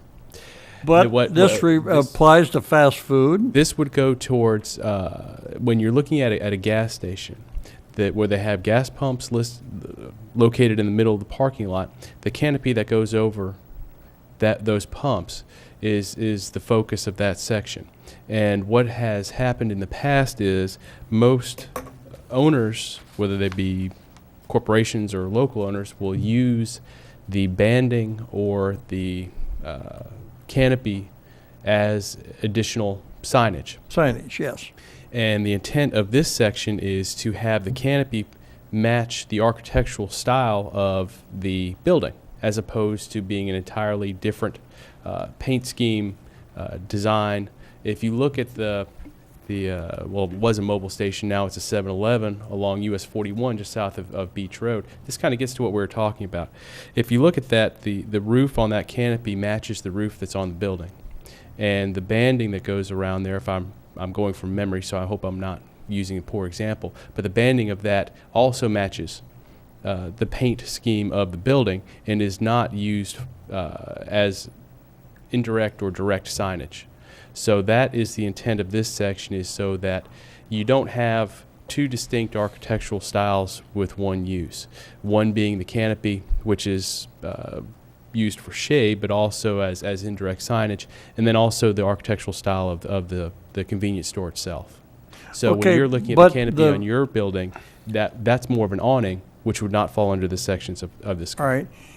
But in the case of this canopy, in the past, if they had signage up there, it also added, it was taken away from the square foot of signage that they were allowed on that premises anyhow, because those places have large amount of square foot. To a certain extent, but it was also a different location that if they were using wall signage, monument signs, there would generally be, not in every case, but generally be additional square footage that would be permitted for that canopy location, whether it be a logo That or a will paint still be scheme. allowed. Based on square footage, yes, but you wouldn't be looking at, let's say if the logo of my company is green and blue. What you would see in the past is green and blue banding in a pattern that was similar to or almost complementary to my logo, and then the sign for my company in a section of that canopy. What we're getting away with is that green and blue striping or design outside of the sign area itself, so that the color of the side of that canopy will match will be the same as the color of my building. It will not be two different paint schemes. I somehow don't have a problem with that. Signage is the lifeblood of a company, and it's come down through the years to a scientific design that even though you don't have the letters up there, you have the colors that you recognize. The yellow is shell, even though it may not say shell on it, and I think it's worked out to a marketing skill level that's very, very high, and I think it works. Yes, sir. And I'm questioning restricting that. The question of signage, you're right, it's come down to a science. Unfortunately, most people that discuss it don't have the science. But what we've looked at is if you have signage and visibility are lifebloods. If you allow everyone to build as they see fit, one sign competes with another, competes with another, competes with another. If you restrict signage as far as size, location, to the point where everything is identical and visibility is reduced to the point that the signs are virtually worthless, either ends of those spectrum I don't think is good. In the middle, what you want to be able to do is to match sign size and location with those that need to see it. So a sign on a 2-lane road with a 30-mile-an-hour speed limit does not need to be as large as a sign on a 6-lane highway with a 55-mile-an-hour speed limit, because there's more time and you're closer to that sign. In this particular case, the location of convenience stores and gas stations tends to either be on 1 or 2 arterial streets. I mean, you'll have some that are on collectors, but they generally tend to be on arterials. And in those locations, the sign square footage that's permitted there, I think, is adequate for visibility and advertisement. So what we're looking at here, I don't look at as a restriction on visibility. What I look at it is an increase in architectural standards so that you do have a unified site, as opposed to one architectural style for a canopy and another architectural style for the building. And I can tell by your expression that maybe you disagree. Well, I think the color is a significant advertising issue, and I would hate to tell Shell that they couldn't paint their building yellow or their canopy yellow or something, because it is a very definite recognition program that has been gathered to the public at great expense. There is good news in that, Mr. Sims, in the fact that Mr. Vincent would be the one telling them that they couldn't paint their building yellow, so you wouldn't have any responsibility for that. You should join my meetings I'm having coming up. Rex.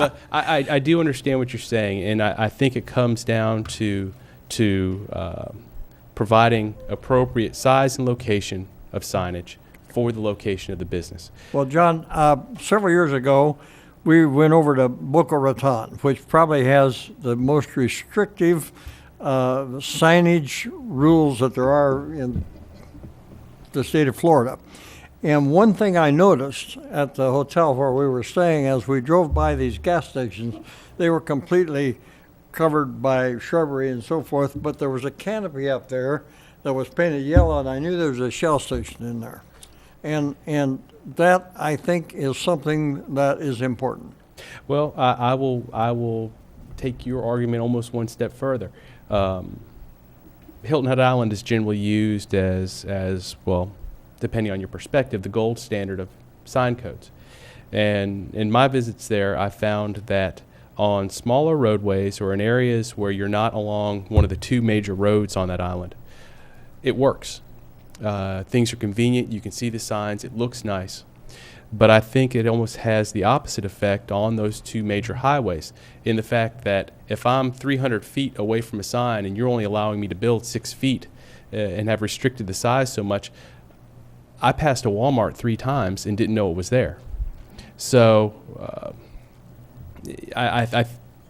what we're trying to do is to find that balance. And I don't think it's inconsistent with what you're saying. We may be coming at it from different ways. Boca Raton was looking at significant landscape buffering in front of that Shell station, so the only thing you could see was the canopy. In these particular cases, while we're requiring buffering in front of and behind these structures, I don't think that it's to the same level, and the building itself is still visible, which would be advertised through a wall sign and also through the monument sign that was along the roadway. So I don't look at this as a restriction for advertisement or visibility. John, if I could, Rex, these topics here, these subjects are actually small in the context of a larger thing here. What you begin to speak to is character, say, of a city. The character of, say, Bonita Beach Road versus the character of downtown, 041 Road. And the issues with these sorts of things from a designer standpoint, they would rather a broader palette of things, from the architecture to the signage to the color. In fact, we're going to have some discussions coming up on color in the 041 district.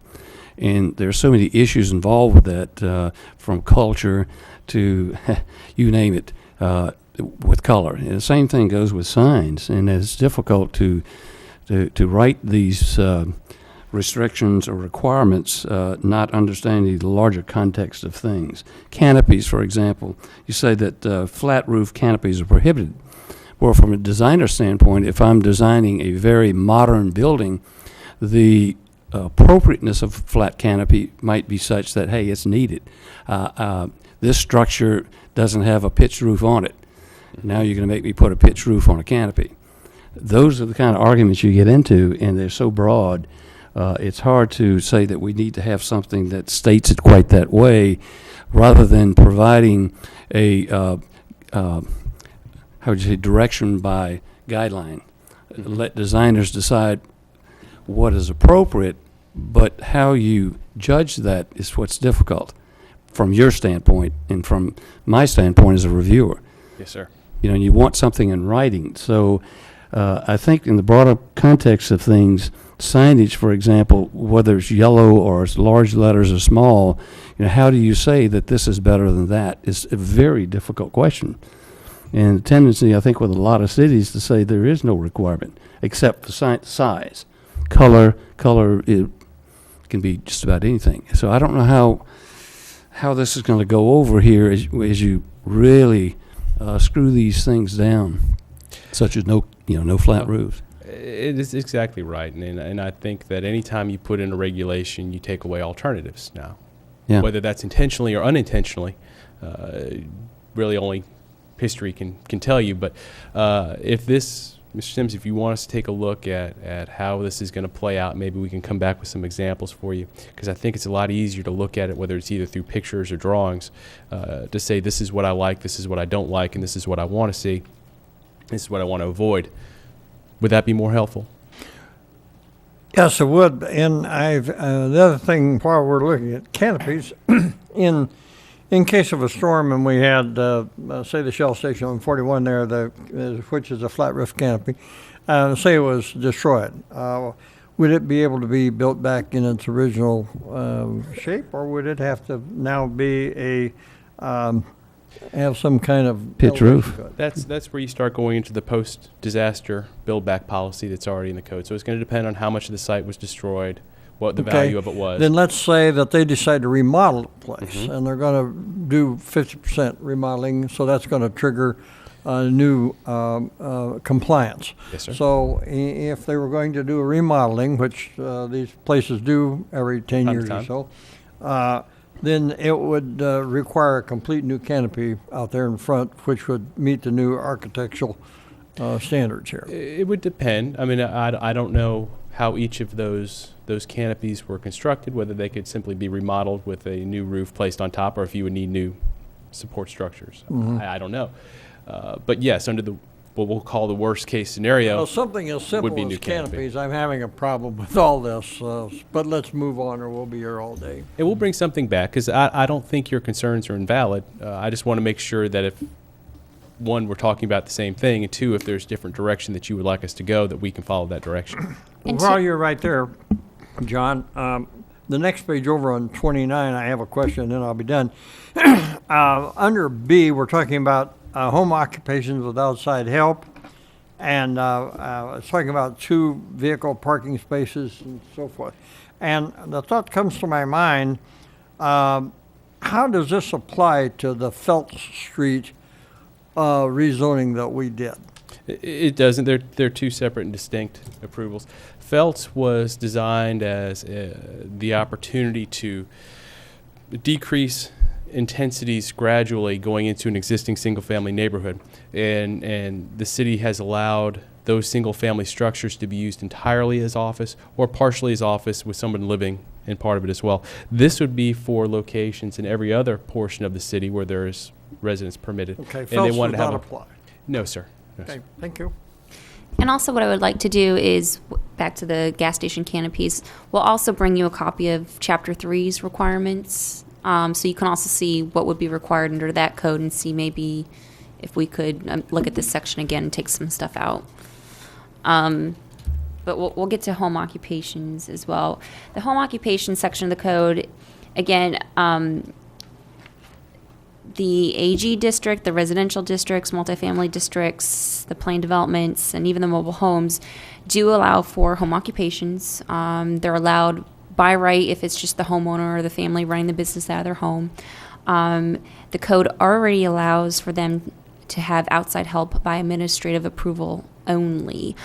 So this section here was created because in our current code, we have no guidelines in terms of what outside help is. So that's what this section is intended to do, is to outline, okay, if I want outside help, what parameters do I have to work within, and what do I need to submit to staff to allow this? So these are the criteria that staff was proposing to allow administrative approval with outside help, or to process that, if you will. Mr. Chairman? Well, when they're bringing things back, or Audrey, it would be real helpful to me. Could you put together something with which is easy for the lay non-lawyer to read, that says that we call it the third-party people don't really have rights of appeal? Okay, so we're not talking home occupational, we're just talking about the, Yeah. sure. I'll try to write a paper on it so that I can, Even if The you just LPA? sent me like little articles or, and this is why, right. yeah, right, that's all. Yeah, and I apologize to LPA member Byrd if I poked too much fun on the blue shirt. I like this shirt. I like this shirt too, but I, good-looking just in case, you Nice know, when I try to figure out Why don't analogies. why don't you pick on Rex? I'll do Rex or Bob. I don't think I ever pick on Bob, so I'll try to find something for the next time I need to do okay, Audrey. something. Okay. Any questions on the home occupations? Okay. Moving on, we amended Division 20 to add the use of horticultural waste transfer sites. So on page, starts on page 29, but really the meat of the changes is on page 30. So you'll see the strike-through underlying language. We are defining what horticultural waste transfer sites are limited to. So you'll see what kind of things they can shred, compost. So those, again, the areas underline are what we are adding. If an entity wants to go ahead and request the use of a chipper or anything where you get those loud shredding, any type of equipment where you'll have those more nuisance type results, those would only be allowed by special exception in the AG district or by plan development through an IPD or CPD. So it would be something that they would have to request, demonstrate that they're compatible with surrounding uses. Staff could look at compatibility, buffering, trip generation for those more intense uses. So that would go through a public hearing process and reviewed by ordinance for the plan developments. Is shredding considered an agricultural use? Could be. Because we have one up in Production Circle that shredded tires. And that's why I'm asking, I think that would go not under the horticultural, that shredding tires would be okay, but Different. standard recycling. shredding. it was a It's still in recycling that business, section. but we are saying here that the shredding was an agricultural use, or is it just It's specific to when it's used in an ancillary. agricultural area? It's ancillary to an agricultural use. To break it down to the most simple form, the horticultural waste and the treatment of that would be the agricultural use. The shredding would be in preparation or ancillary to that use. It does It's say shredding. that the shredding and composting of vegetative matter Right. kind of limits it there. Yes, sir. I would tend to think that if you're having shredding of tires, that's more of a salvage or a scrap. Well, we're talking about junkyards and so forth here, Right. so. They still need to go through plan development. Yes, I junkyards. understand. Mhm. Right, that's section A. And we're not proposing changes to section A. That will remain as you see it. D is where we were talking about the setbacks, because again, if we do allow certain transfer uses in AG2, we do have some urban AG2 properties. So here, staff was proposing 660 feet separation from any dwelling unit under separate ownership. Again, for compatibility reasons, and how we measure that distance. Any questions? Okay. Speeding right along. All right. Next section is the joint use of parking lots, which we discussed previously. But again, we'll entertain any questions if there are any. That Okay. one little typo that I saw. Where's the typo? Oh, director. This did twice. Director of Community Development Director, Oh, okay. Where's that? under A, third line. Oh, I'm on the wrong, page 30? I'm on the Yes. wrong page, I apologize. Okay. Someplace in here, and I Thank you. didn't mark it, or I haven't found it yet, is about using pods in the parking lot. That's the next ordinance. That's the next gem. Right. It's the property maintenance code.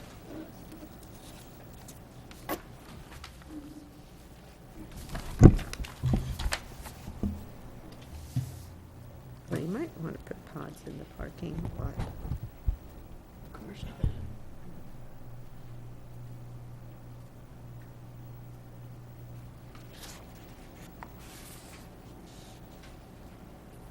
We're moving on to other use of parking lots at this point. Okay. Again, for the record, Alexis Crespo. This is one of the sections I was helping staff with. On the bottom of page 31, we've kind of reformatted and made some additions and deletions to other use of parking lots based on what's occurring currently within the city. Telephone booths and photo pickup stations are largely obsolete in parking lots at this point, so we removed that from the listing. And we added D&E, video rental kiosks.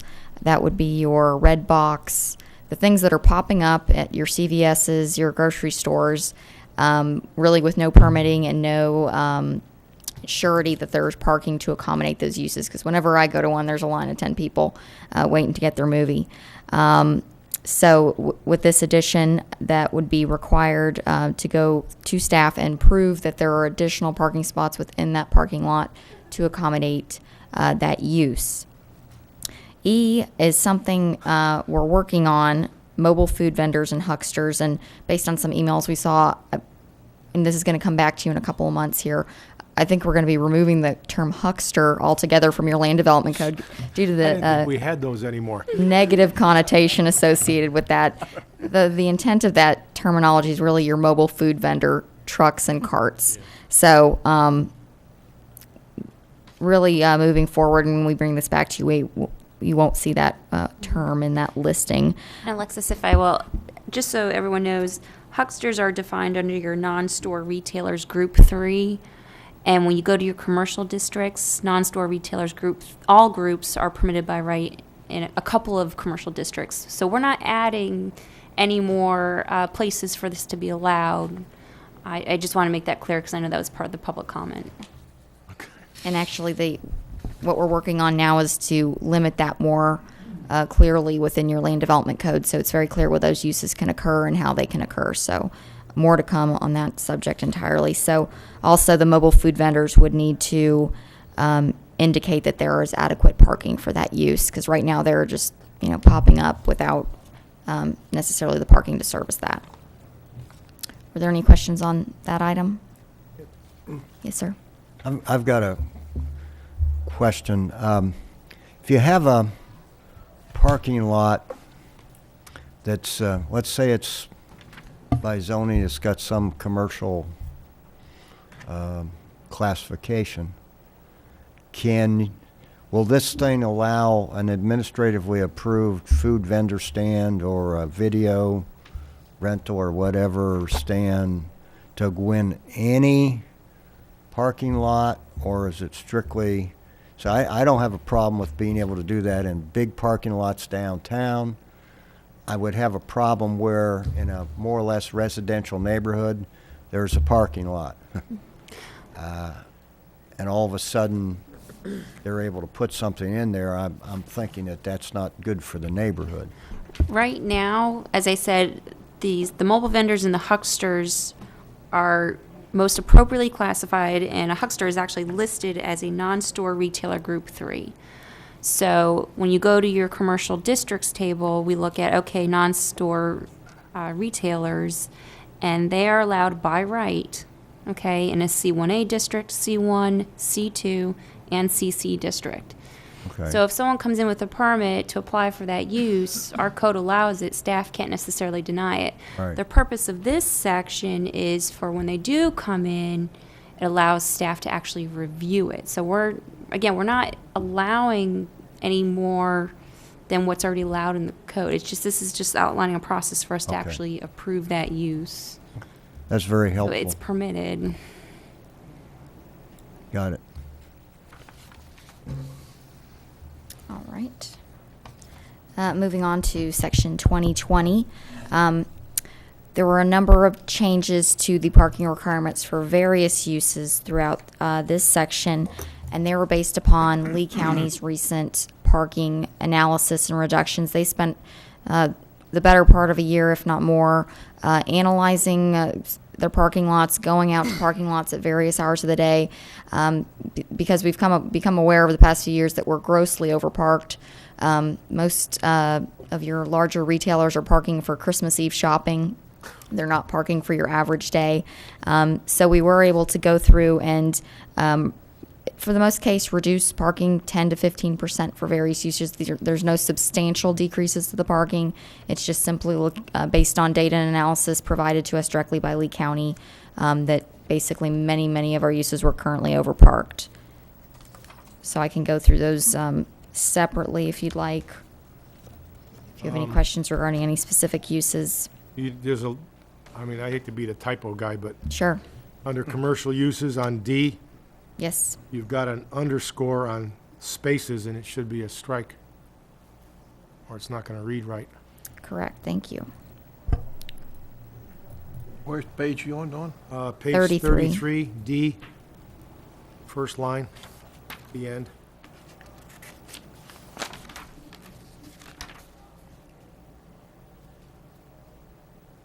Most the reductions came for banking establishments.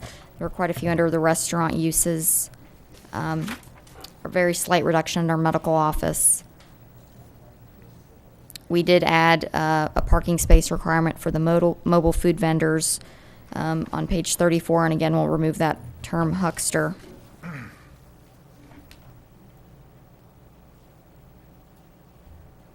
We did also add in, on page 35, for carryout restaurants where seating is not provided. There was nothing that covered that unique situation where no one would be staying for longer than it took to pick up the food product. So we were able to reduce that parking significantly and add that into the LDC. I have a question on 35, if we're on that page. Under item 2, we have sub-item 1, and we're talking about minimum requirement of 14 spaces per 1,000 square feet in restaurants. And then the thing that bothers me, or I don't understand, is with outdoor seating calculated at the same rate, does that mean that the outdoor seating is calculated as part of the inside? No, sir. The square footage of the outdoor seating area would be parked at 14 spaces per 1,000 square feet. Where it was originally written, the outdoor seating had actually required a few more spaces than that. So we just made it consistent so your outdoor and indoor areas would have the same parking So if you had a requirement. 3,000 square foot restaurant and we were looking at this and you had 1,000 square feet outside, we would be looking at a total of 4,000 square feet that we would be dealing with. Yes, sir. The external seating does not come off of the, okay, I get the picture. Correct. On the bottom of that page, 135, on number 2, in the last sentence, it says, 1 parking space per 4 pumps will be credited against the required parking. It makes the assumption that for convenience food and beverage stores will have fuel pumps. It doesn't say so. It just assumes so by this comment. Is that wording adequate? That is the current wording. We could certainly add some language to clarify that this is only applicable where the convenience food and beverage store has gas pumps.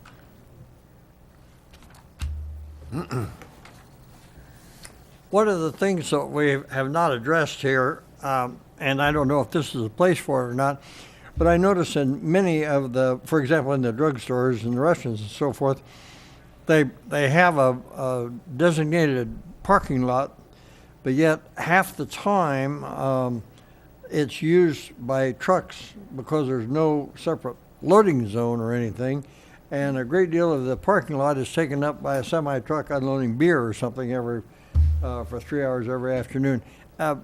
Is that something that is addressed someplace? There is an off-street loading section in the Nobody has LDC. it.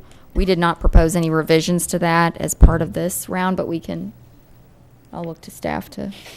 Yeah, Alexis is correct. It is addressed in Chapter 4. And when a permit comes in for a development order, we do look for, they do have to provide a loading zone spot, but sometimes it's not the length of a truck. So if you'd like for us to look at that, we can. Rex, if it ain't broke, don't fix it, apply here? Well, you could I do think what he's they saying do it on might be 41, and they just stop the semi right in the middle of the road. Right, smack in there, and the guy runs back and forth with a handcart. I mean, that's a little risky, but that's how they do it. Be careful what you're asking for with this, because if you increase the size of a loading zone, then you're taking away from area that they would be using for regular parking, and you're also taking away from design options. So yes, I will agree with you. There are certain uses, or certain locations that do not have adequate loading, but directly addressing that on every new property or redevelopment property going forward, I think you're simply transferring the problem from temporary inconvenience to maybe a permanent inconvenience. Just an Okay. opinion. You don't want to go to the French Quarter. It's just a problem that has grown over a period of time, and it doesn't seem that we're addressing it. And it tends to be because trucks have gotten bigger. They deliver more frequently because most stores don't carry as much stock in the back room. I think too, John, the character and size of 041, for example, I don't think it'll allow a lot of loading zones. I would agree with that. Okay. Okay. So that was on 35, moving on to 36. Again, slight 10% approximate decreases to your retail stores for small and large commodities. Slight reduction for commercial school parking, such as your beauty schools and things of that nature. Wholesale establishments was reduced on page 37.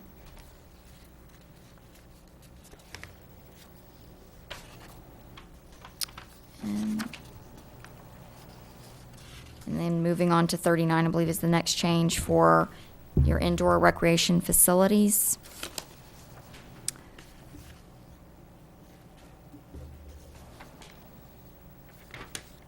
And then really the final change under this section is on 40 for your multiple occupancy complexes, where that was reduced when you have your larger shopping centers where different peak hour trips are entering and exiting. So there was able to make some small reductions there as well. Item 7 on page 41 needs to be cleaned up here. Where it's talking about bench and pew seating. As I understand it, the pew would consist of one seat. Yep. So if the pew seated 10, it would still count as one for your parking requirements. I think what happened was all of the language that should be there is not there. Yeah, I there's was gonna missing a say number. something- Seating I don't understand the public inches of seating Well- myself. Yeah, there they- has to That's be a a mis- public comma, then however many inches, and we can find from Lee County. I believe mean, it's it must have been 18. omitted somehow. Because I look at a church How much? that our pews would probably hold 20, and it would only count as one. So I think we need a little adjustment there. Yes, sir. Hopefully, we're not talking about anybody's bottom.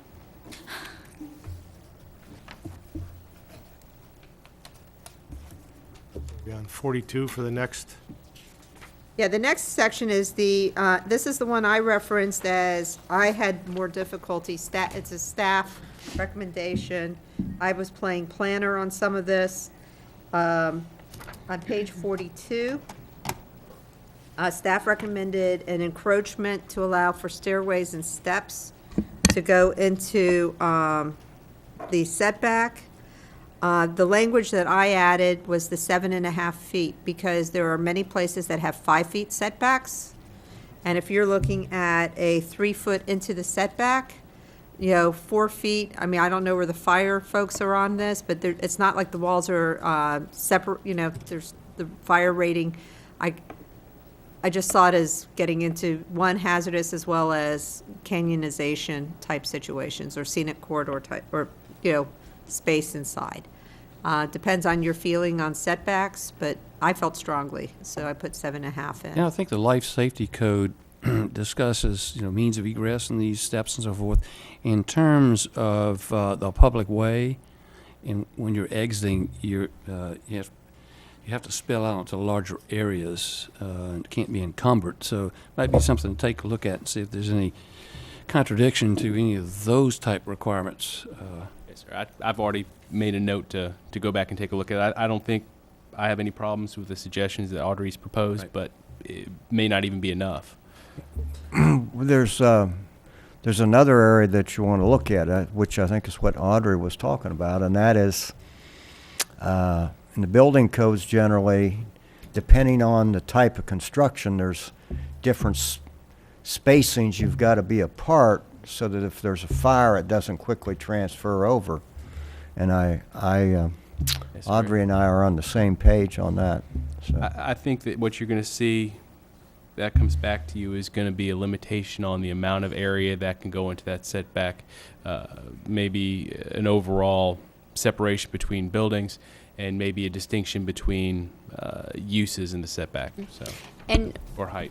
we did Yeah, talk but about separation, like 10 feet between structures. Yeah, but But what Audrey and I came into is that you can have one neighbor that's just going to take advantage and put his encroachment in first, which prohibits the property owner next door from Yeah. putting in his encroachment. So Well, where I'm coming Very- from is like this. If you have two homes sitting side by side and they've got this minimum separation distance, whether it's backyard or side yard is even worse. And they're masonry constructed homes with the wood or the concrete tile roofs, a fire isn't going to spread quite as easy as if the two that are sitting there happen to be wood frame, wood siding, and all that. And all I'm saying is I think you need to check to make sure that we're consistent with construction codes and fire separation between building codes. But it's not just fire separation that I was concerned about, it's also encroachment into the setback, similar to getting a zero setback on one side, and then, so I mean, it does burden the other property. Right. When I look where I live, there's a lot of people have, because you're required to have under the code, two layers of ingress and egress. Right. Many of the properties, their layers of ingress and egress are on their exterior sides, one going towards the beach side, one going towards the street side. And that's pretty typical of a Right. lot of homes out where I am in smaller homes. Well, what happens is when the people come and they hire Sam, I'll tease you now, to design a home, Good. the first words out of their mouth is they want to envelope the property. Right. And they will, with a beautiful structure, but now by adding this, they're now that, because if you're using your maximum floor space on these small lots, you have 5 foot, 5 foot, that stairwell ends up at 2 feet. And there might be some technical codes that have, but it also creates not just the technical, but then the person then walks through their neighbor's yard, which I probably am guilty of doing that too. Then the other part of it is because many of these structures are vertically higher, because you go vertical rather than the ranch house style, you have the situation where you can literally, and I'll use my house as an example, so my husband will probably kill me on this. I could, with this encroachment, if the 7.5 isn't in there, I could create a wraparound, which is fine as long as I have little houses next to me. I wouldn't be so thrilled with the wraparound when the Right. next big house comes next to me. But that would probably be unfair to the people, and that's a lot of structure on those side and those encroachments. I think your distances seem appropriate that I you've thought chosen. so. I mean, Yeah. and what we did is we measured we went through the like RS1, what are the minimum setbacks other than the non-conforming setbacks, and 7.5 was the smallest. Now, that would be 7.5 each side. Each side, so there'd be So 15 you have 15 feet. And some of this really falls under the utilities requirements. You'll have 7.5 feet. Right. Whether or not you can put anything in that 7.5 feet is going to be the question. You have to get past that first. Yes, sir. And I think this one's going to go through probably a significant change before it comes back to you. One of the reasons I liked the initial suggestion, not that this wasn't good comment, but it actually was a case where someone was trying to put a staircase for that second form of egress from their house. So you do want to make some accommodations, but I understand your concerns, and we'll go back and we'll take a look at what needs to be changed in here to address that, because I do want the a property owner to have the ability to put that second form of egress in. I just don't want that second form of egress to be causing additional problems that we didn't anticipate. Let me ask, John, if I could, would this also apply within gated communities? Well, it would, but the gated communities are going to have an additional layer of approval, meaning either their architectural review board or their HOA, depending on how they're set up. So we won't even see it until that HOA has provided their approval. Yeah, I mention it because it happened in our HOA where we didn't have anything written, so we went to the city's approval. And generally what will happen is someone will go to their local HOA or their local architectural review board, receive approval for their plans, and then submit those plans to our office.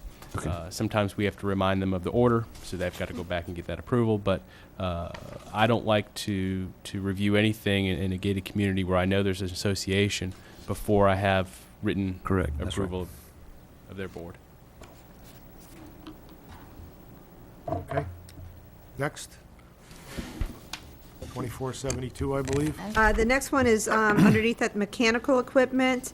With HVAC, again, this is typical. You have your air conditioning pads, you have your, furnace pads to allow that in the encroachment. And that's very typical where we allow it, but making it very clear that there are some times where people have, let's say, again, they envelope the property and then they want to put in a wood stove chimney or a pizza oven. Make clear that that was not part of the HVAC. Right, and then, Both of those should include statements that it is not in violation of any state requirement or agency like utilities or fire code or building code. we can do that. And two, again, we're just putting this in here because it is not addressed in our code at this time. There are some jurisdictions where, they do allow these types of mechanical equipment to be to encroach into the setback, and then there's some jurisdictions that make you put it in the setback. So, but if you're comfortable with it being as an encroachment, that's where we're kind of looking for direction. If you're comfortable with it being as proposed, 'cause sometimes, like in your coastal areas, because they're in some, I guess, wave action zones and whatnot, the Florida Building Code does require those structures to be, they're up in the Elevated. air. Right. Air conditioners up in the sky, or the compressors are up in the It's sky. hard to do that in 3 feet, at least in all my properties. I think the base is larger than 3 feet intrusion into the side yard. Too bad they don't have design requirements for those things too. Yeah, would help. The other thing is for But in meter a readers, 50-foot they have lot, to have a that's what you're stairwell to dealing go up. with. So Maybe not. there is no, when you look at the beach out there, that's all 50-foot lots, and so that's what we're dealing with as a Quite a practical bit, matter. yeah. It's not the only place where this is an issue. I've had it to be an issue a lot in Old 41 Sure. area. But, But it's there, and so we have to deal with it as it exists. do you want it to be a total, I think the 3 foot was linear, meaning it could be 3 by 10 or 3 by 15, whatever it needed to be, but it could only go out 3 feet. Right, it could be any length. Right. We could put it in where there is a maximum, but understand there'd probably be multiple units. For example, the swimming pool one, the air conditioning one. You know, as you speak of that, I'm thinking about how you would deal with that as a designer, and I guess you'd have to be careful in the language and how big a landing can be, because you get into semantics of, well, I have a landing, but it's 15 feet long, but it's really a porch. That's exactly what the other one, because I know where I would be on that one if I decide, you know, if there's a certain amount of significant improvements in my neighbor's house and I know that they're not going to change that house and it's going to remain a smaller house, I may want that wraparound porch. Right. Make a point, knowing a lot about heating, air conditioning, all that, typically 3 feet won't get it because you don't want the compressor, the outside unit sitting right up against the house. There's a minimum clearance, and most of them, I'm going to say 3.5 feet is probably what you're really looking at, 3.5 to. Which is fine. It's not so much a concern as to the necessary width of the unit or what's needed. This just allows you to go into the setback. So it's not going to limit what you want to install. It just limits where you can install it. If you build right up to the setback line and you need 3.5 feet, but you can only go 3 feet into it, you need to look at the design of the structure as opposed to the equipment. Right. Placement on the roof or placement in the back, you know, rear setback, which Yeah. is like 25 feet. So you have other locations you can place it, you know, that you don't have that 3-foot restriction or encroachment area. Okay. Permanent mounted generators are going to be a fixture in the future in new construction. So I think that we have to make allowances somehow that they will be permitted. They are, and they're generally covered under this as well, under mechanical equipment. When you We've think seen them- of your 2 air conditioner units at your house and a generator and the pool heater and the pool filter and all that stuff sitting outside, all at once we're dealing with quite a bit more external facilities than we have in the past 20 years. There are numerous applications that have come through our door that have every single one of those items listed beside the house. Now, what generally happens is the designers will put some of them on one side and some of them on the other. Some of them prefer to have them all located together so that they can kind of design so that they're not visible, and then have one side of the house that's clear of any mechanical equipment. It's Well, you know, John, what could be important here, as you did under 6 here, is look at the distance to the property line in that easement. If you only have, say you have 7.5 feet, you're in 0 lot line where one side is 7.5 feet. Now place all of this equipment on one side, and it happens to be my bedroom side. Yeah. Your windows aren't going to be able to be up if Next your neighbors door. are Oh, running. you see, you really have a problem. So have an issue. distances get to matter when you start doing stuff like this, and I just wonder how far we go with it. what we can do is similar to what we're looking at in number 6, or at least one of the ideas I was thinking about for number 6, and that's limiting the length of that encroachment or the percentage of Percentage. that property line. Could of be, encroachment. yeah, a percentage is not a bad way to look at it, so that all of these pieces of equipment can't be on one side. If you've only got, say, 60 feet in depth on a lot, you have to move these about. And we're talking about probably reconstruction or new construction. Yes, sir. But even in your newer communities, because this did come up, because a lot of your new planned developments have 5-foot side Right. setbacks, and we actually did have a resident come in and complain about a new house that was going in because the AC unit was right outside her window. So that's why we wanted to kind of bring this forward to you and see how can we address this, because the code's silent at this time. All of these recommendations are excellent. I haven't seen anything done with parking since I've been in this practice. No one's addressed it, the reduction. So I think this is really fantastic you guys are looking at this. I'll take the last one. Section 2472 is the last item in this ordinance that I assisted fine. staff with. initially we were looking to add indoor shooting ranges to this section because it was silent to the indoor shooting ranges. And through the research and through Ms. Vance's guidance, we realized that the city of Bonita cannot limit approval or setbacks or locations of outdoor or indoor shooting ranges. So the eventual modification, as you'll see here, was to actually remove reference to shooting ranges from this section to Where do comply I- with state and federal Right, and law. Where do I go with my arsenal now? Let me expand on that a little I'm bit not more. sure. You can do anything you want with your arsenal as long as you comply with Florida Statute Chapter 790. 790, 2 years ago, was amended. There always, since I started practicing law, there used to be local registration of guns. There used to, a long time ago, well before I ever started practicing, we used to have local registration.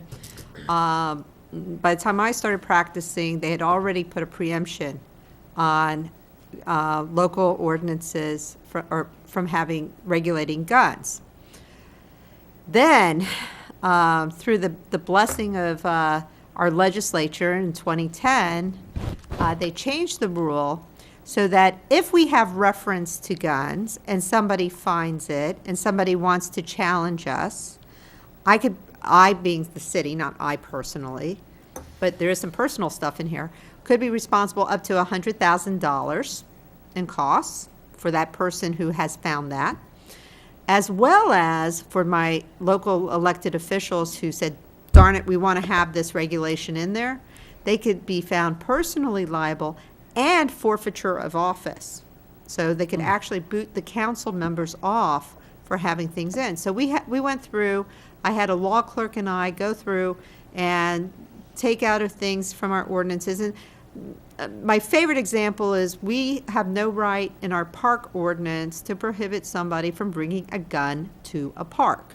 Now, there's carrying concealed weapon permits, so Mr. Colapietro, I'm presuming if you have a concealed weapons permit. Yes, ma'am. Okay, he knows the rules. He knows what he's allowed to do and what he's not allowed to do, and he's not going to break those rules because there's very serious sanctions if he does break those rules. So he's not my problem child. My problem child is probably the person who's not going to follow the laws anyway, so whether it's right or wrong. So we had to take it off our signage. We had to do a bunch of stuff and make all those changes. Unfortunately, being the typical researcher I am, I think I looked up things such as weapons. I looked up the word gun. I looked up the word firearm to find references in my ordinances. I didn't look up shooting range. And these are some leftovers from when we took out all the things that, and as Alexis pointed out, we are just not allowed. And that was incidentally, even though it's not this subject matter, but the one near and dear to your heart, the homeless operational shelter, there was references to what you can have. And I said, oh my God, I could actually get it. I could have my council removed from council for telling the shelter they have how to restrict firearms, which is ridiculous. I'm sorry, it's ridiculous, but it is the state law. Okay. All right. Are we, You're almost are done. we at page 44 yet? 44 is our next thing, All and right. I would like the 3105, the use permits. This needs to be cleaned up because I'm having difficulty understanding the procedure. As I read it here, the first thing you have to have before you start anything else is a use permit. But could you get a use permit while you're undergoing, for example, a special exception for outdoor seating? Would that restrict you getting the use permit first? Probably not. You would not need an additional use permit for outdoor seating. If you have an existing business and you're in operation and you are expanding, Now, let's say we're your use starting a permit's new one, valid. because I think that this basically applies to new businesses, because everybody else has a, If you were to purchase a building and you wanted to open a restaurant there, and you open your restaurant, and then you decide you want to install outdoor seating and serve alcohol in that patio, you do not need a new use permit for that additional patio or the sale of alcohol outside. You need a use permit for the restaurant. Now, we can go back in and provide some clarification. I don't have any problems with that. I think that's always a good thing.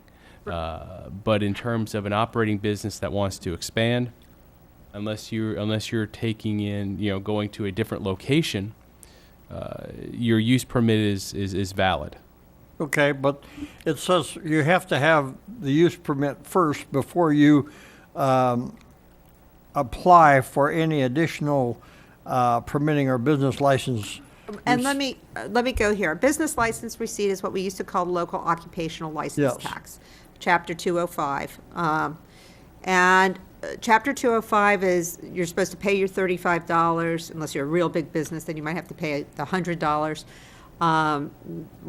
When the county went in 1997 and redid their structures, that was all you needed to do, is pay that. Well, what happens is, it is used as a zoning verification, not like a zoning verification tool, that the business is at the appropriate place and location. So before the person pays their $35, we require the person to come in and, say, this is what we're going to be using the property for.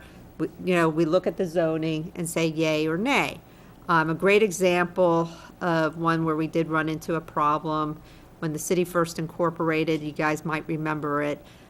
It was the one, I still remember, because code enforcement was doing the business use type language.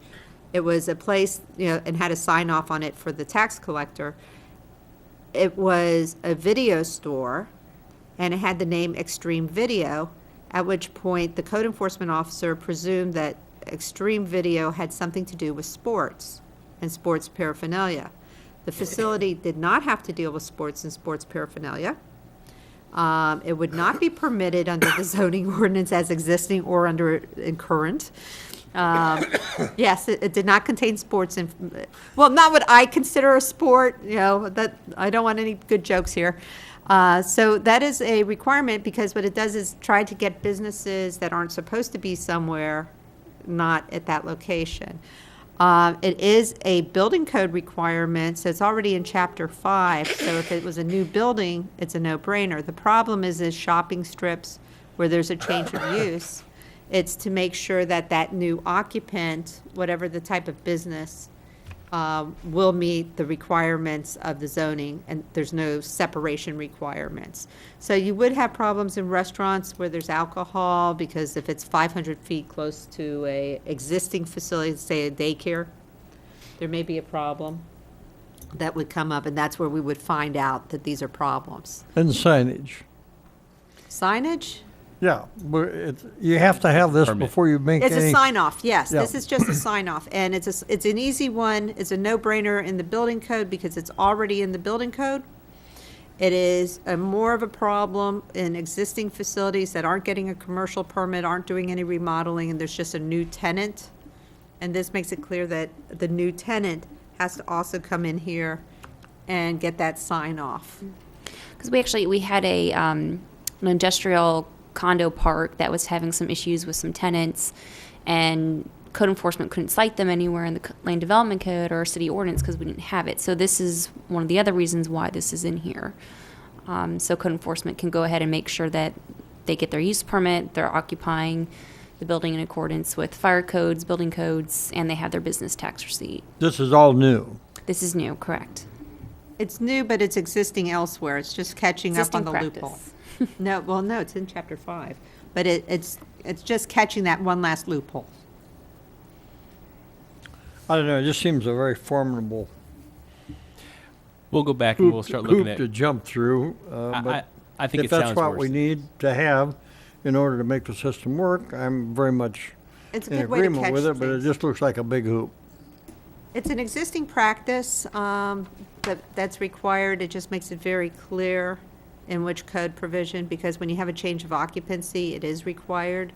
I can't tell you how many times I've had where somebody went from, like, say, architect to architect or lawyer to lawyer, and we have talked in the past of not requiring it as opposed to requiring it. And it's usually the fire department that wants to get it, because that's where you're going to find your interior remodeling, so that you're going to have walls that aren't fire rated, that aren't safe. So it's where we usually catch the remodeling stuff. I'm good with it. Short break? Yeah, why not? Okay, that's good for that section. Why don't we take a short break? We'll reconvene at 11:15, give everybody a chance to stretch their legs. They're not going to serve lunch. I don't think so. Is there lunch in our future? No. I have Rotary today, too. Which one? Maybe there's a change. Or is there a place to shoot the gun? Document, but also, you know what I'm saying? Yeah. So if we can use what you have, and I'll send you everything that I have in here in terms of what I saw that needed. Yep. Okay. So I'll